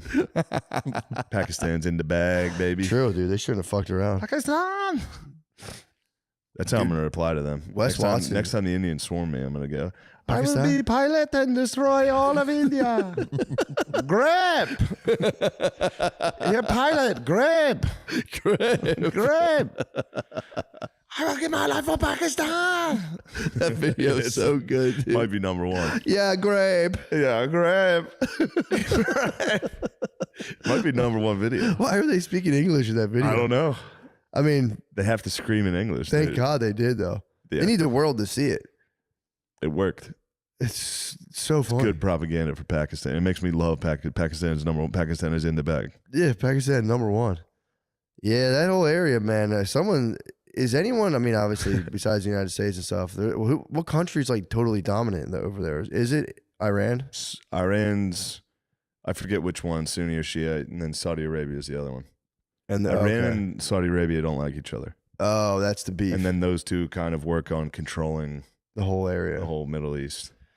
And we, so I guess we fuck with everything over there. So I guess Saudi must be Sunnis. Doesn't America fucks with the Sunnis and the Shiites kind of get the shit end all the time? Could be I don't wrong. know. Just look up which one Iran is. Yeah, Iran might be those Shiites. Because that's been the beef. The Shiites are like they claim to be the direct descendant from Fatima. That's it's just who was Sunnis are Muhammad's. Yeah, and the Sunnis are like, we rule. We Shia. They're 95% Shia. Yeah, like we got all Iran's Shia? Mm-hmm. And Saudi Arabia is a Sunni, so they're like, we got all that motherfucking bread, fool, fall back. Why did I think it was Shiite? I thought it was Shiite too. It's spelled Shiite, but they pronounced it as Shia. Yeah, that's the big. They have a beef over they're like, yeah, we're like descendants of Muhammad's babe. Yeah, and the Sunnis are like, fall back, bro. Yo, shut the. We fuck own all up. the fucking 4-wheelers and other cool shit, dude. You guys can fall the fuck back with that. Yeah, it's all like blood lineage shit of like we're descended from the guy. That seems worthwhile. Yeah, it's pretty tight. Seems like a worthwhile cause. Yeah, you know. Oh. Dude, did we talk about Martin Luther, what that boy was up to? Martin Luther, the guy who started Lutheranism? No. Protestant effort. Just to show you how evil prots are. What'd he do? Dude, go ahead and look up. I think he wrote a whole book on how much he hated Jewish people. Did he really? And that they deserve to be in hell and yeah. Oh. So, just so you know, shout out to my Lutherans. You should become Catholics. True. Yeah, he broke away. Didn't he printed the Bible for everyone to read? He was like, yeah, we should be able to read the Bible. The first thing that pops up is the Jews and their lies. The Jews and Their Lies was that was his pamphlet, book? the treatise. How do you even say what that type of book is? Yeah, they used to write pamphlets back in the day. Yeah, he wrote a long pamphlet on the Jews and their lies. All those little Lutherans out there. Really? Yeah. Yeah, a little nasty group. Yeah, what's Lutheran's whole deal? Don't they eat like real bread instead of the actual like flaky cardboard eaters? I don't know. They're all. I think Martin. He was almost entirely Catholic. Obviously, he was Catholic, but it was like broke off. His church was like didn't really deviate that much. Yeah, he just wanted. He was like, we want. I think his whole thing was like, we should be able to read the Bible ourselves. I also doubt the Catholic Church was much more enlightened on Jews at the time. I think they were probably getting rowdy on them. Yeah, Inquisition and shit. Even the Pope, though? I think the Pope was probably like, what's up, bro? Pope was probably like, chill. Everybody chill. Our new Pope apparently is chill as hell. The new Pope's a little too chill, dude. I need a good fire and brimstone freak Pope. He's coming. I want a freak Pope. He's dude. coming, dude. I mean, this might be the freakiest Pope though. Like, what about this is probably gay guys? And Dwight might have got him. Who am I to judge, dude? Yeah, you're the Pope, motherfucker. Apparently, the Pope apparently just calls people like randomly too. Really? The Pope, yeah. Apparently, the Pope just like hits people up and is like, "Yo, what's up?" Starts chatting them up. Like, it's me, the fucking Pope. Are you gay? If so, what if? Yeah, it doesn't matter anymore. We don't care anymore. I don't even care, dude. I mean, like, please like us again. It's not my thing per se, but like whatever two guys do, I don't give a fuck. Also, I can't believe that Dwight Howard had sex with Will Smith. That's crazy. God doesn't even care what Dwight Howard did. Yeah, I wonder how vicious the gay sex was. I know we're back onto it, but Dwight must have been fucking dishing it out. Dwight was dealing. You think he was taking it a little? You think Diddy was getting in there a little? Diddy might have just been fucking hype man in the whole thing. He might have been like, ha ha ha ha. Yeah, I can't believe Diddy. Dude, he's been the subject of vicious rumors for the longest time. Yeah, if Diddy's been subject, he's pretty wild too. He got like, again, everyone thinks Kanye's the only dude who like the only like super rich black dude who's completely out of his mind. Diddy's been pretty weird for a while. Do you remember his fucking weird ass Joker costume? And that was actually sick. He was really good at it. That was actually sick. Pretty scary to go that hard at it. Yeah, I don't know what the fuck those guys. I mean, you got to think you're Diddy. It's been, you had the heyday in like the 90s, 2000s. Yeah, and he told us he wouldn't stop. He can't stop. He won't stop. He cannot stop. So now he's just a billionaire walking around places. It's got to be weird though, because now it's just like he's just like a super rich billionaire guy. Yeah. Just got to pop bottles. You got to squash rumors that you and fucking Dwight Howard got nuts. I think all roads lead to sucking Dwight Howard eventually. I think eventually, if you just grind hard enough, you're just going to be at a party. You're invited to the sickest party. Like there's so many fucking. Didn't you say gay dudes have the biggest dicks too? Statistically. So if you're a 6'10" black dude, gay guy, that's gay. It's the top of the mountain. His dick, Dwight Howard's dong must be. It's top of the mountain. Yeah, they say statistically gay guys have bigger penises than straight guys because of some like hormonal thing. Guess who's straight as hell, partner? Yeah, true. If you're ever wondering. Yeah, dude, guess who's straight as hell? I had a startling micro flaccid bird today. That was like, usually I'm like, whatever. I'm pretty body positive, but I caught this one today and I was going, what the fuck? I was like, am I scared? What am I afraid of right now? What the hell's going on? Yeah, it's funny you mentioned that. I took a little gander this morning myself. Might be like, it might have to do with like sunflowers. Something with Texas. I think we're just getting acclimated. Our penis is probably hiding until it's time to come out and it's fully acclimated. Because I did literally the exact same thing this morning. You peeped. I had to go somewhere this morning and I woke up early and I was just looking in the mirror. My hair, like I'm getting like bald enough that like the sides stick out and only the side, you know what I mean? Yeah, yeah. So I had that. My gut was out, and just a tiny bird was sticking out. And I was looking in the mirror like, oh, fuck, dude, discipline, big pants.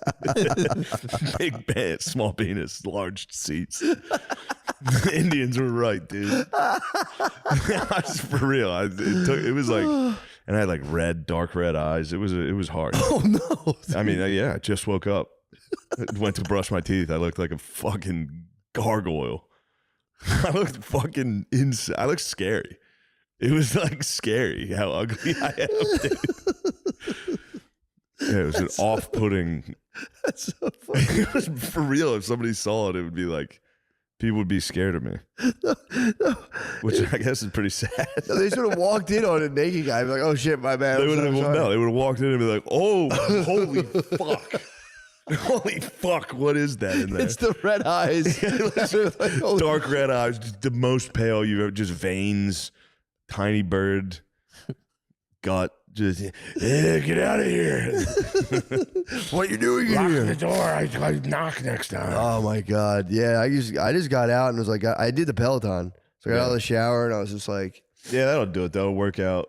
I was workout crazy. shower. I looked you at it, love I a was just tiny like, bird. what the, it was. How about that post cold plunge dick, dude? Dude, it might have That rivals Adderall. Yeah.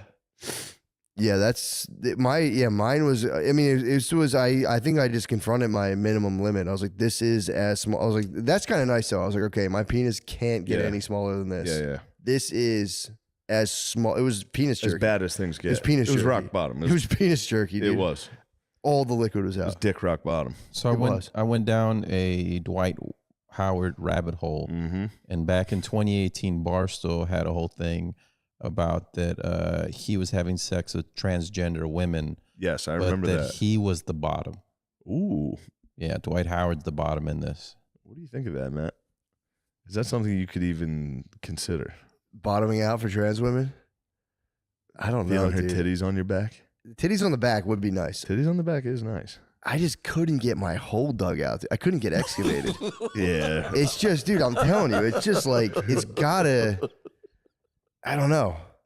I that's one I could kind of foresee. I was like, also, you would probably be using a condom.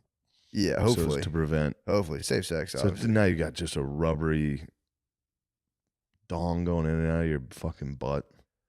I mean, dude, it's lose-lose because if it sucks. Just getting your fucking bottom blown out by some guy. That's what I'm saying. If it sucks, it sucks. It's like, damn, I shouldn't have got butt fucked. I was foolish. Yeah, when the fucking guy on top of you finishes, that's got to feel so bad.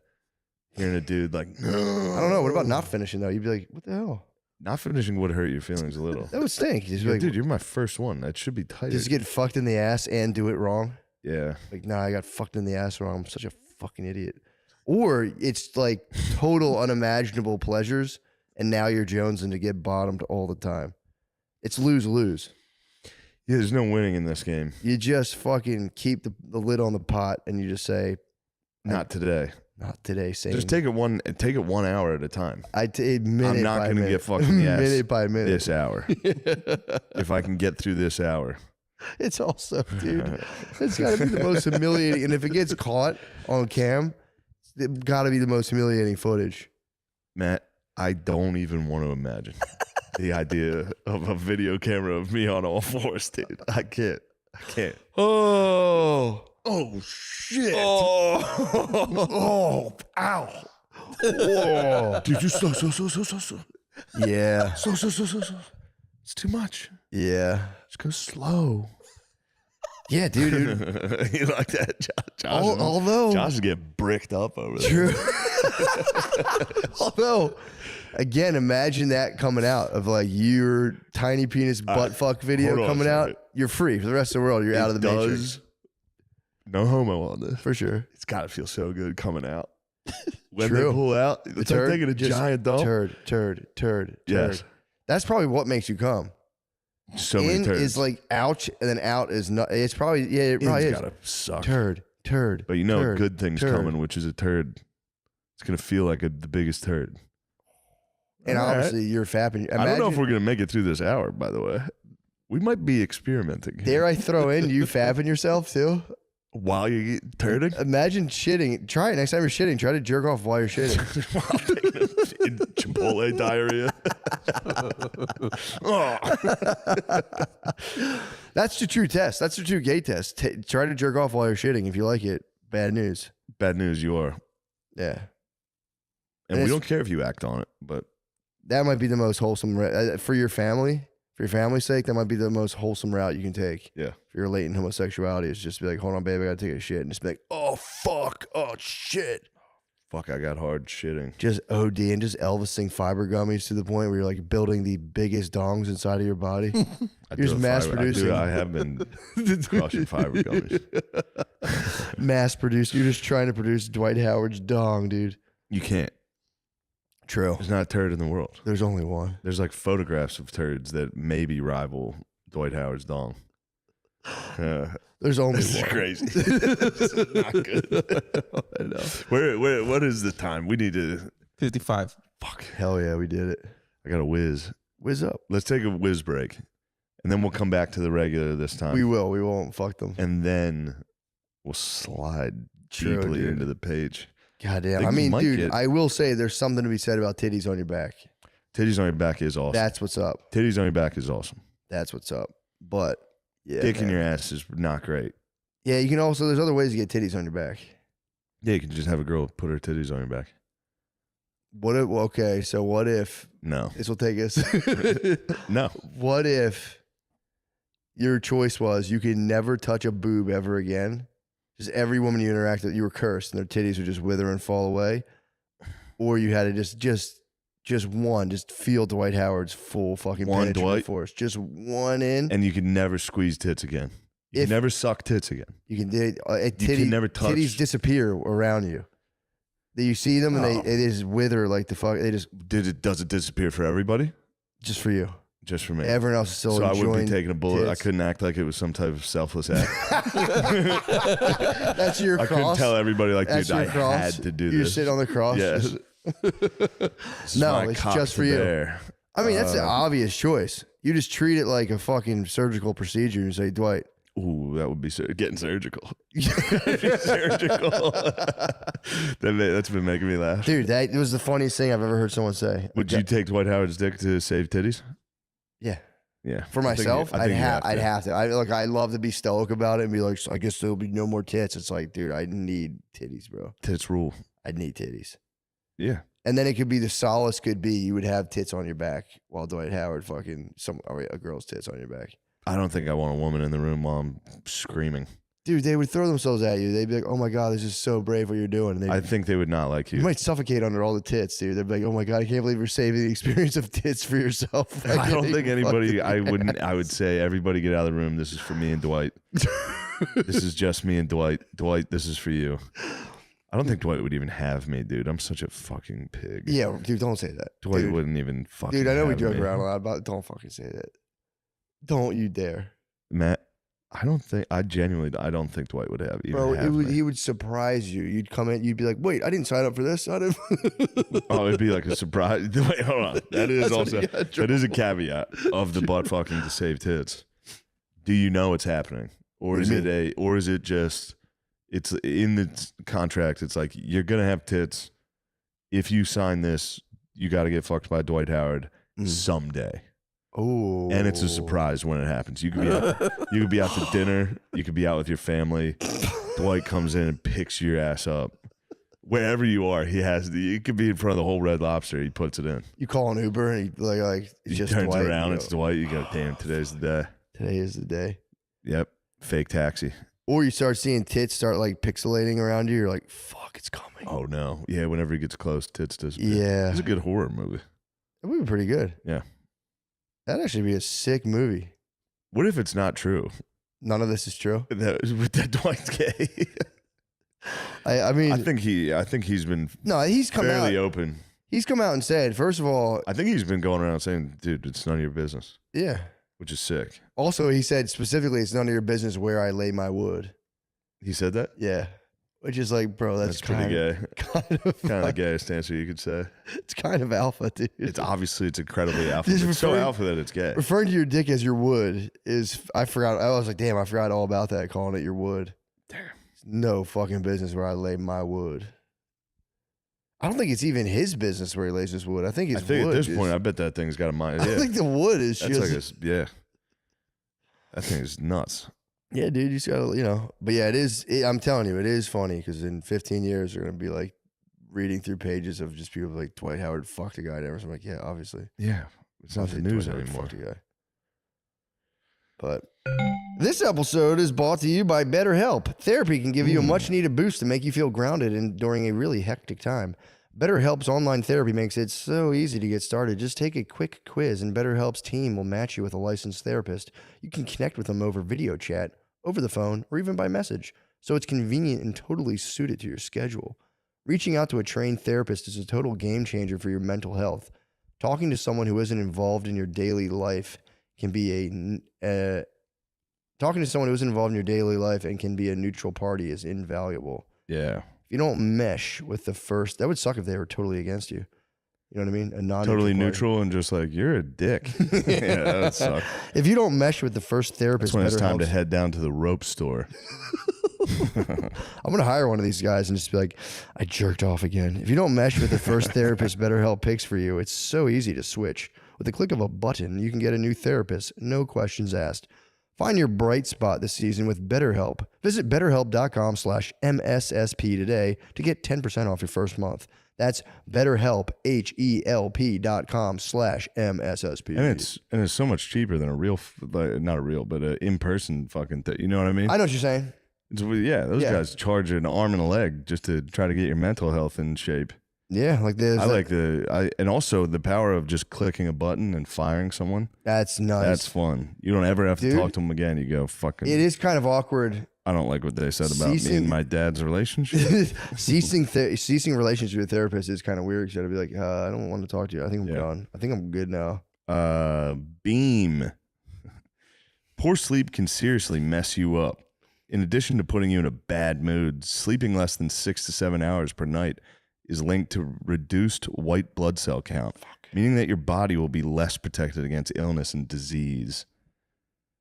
Get the sleep you need with Beam's Dream Powder. It's a healthy hot cocoa that'll knock you out and let you rest, but without all that brain fog the next morning. Instead, their all-natural blend of reishi, magnesium, L-theanine, melatonin, and nano CBD ensures you wake up refreshed and ready to take on the day. Personal endorsement. I chugged this shit. I chugged it. I took it actually. Really? How'd it go? It fucking knocked me out. It really did. I bet. You sleepy. I drank it too early too. I was like, you're supposed to drink it right before bedtime. So I was like, I'll slug this, put the kids to bed. And I was sitting there. I was like, oh shit.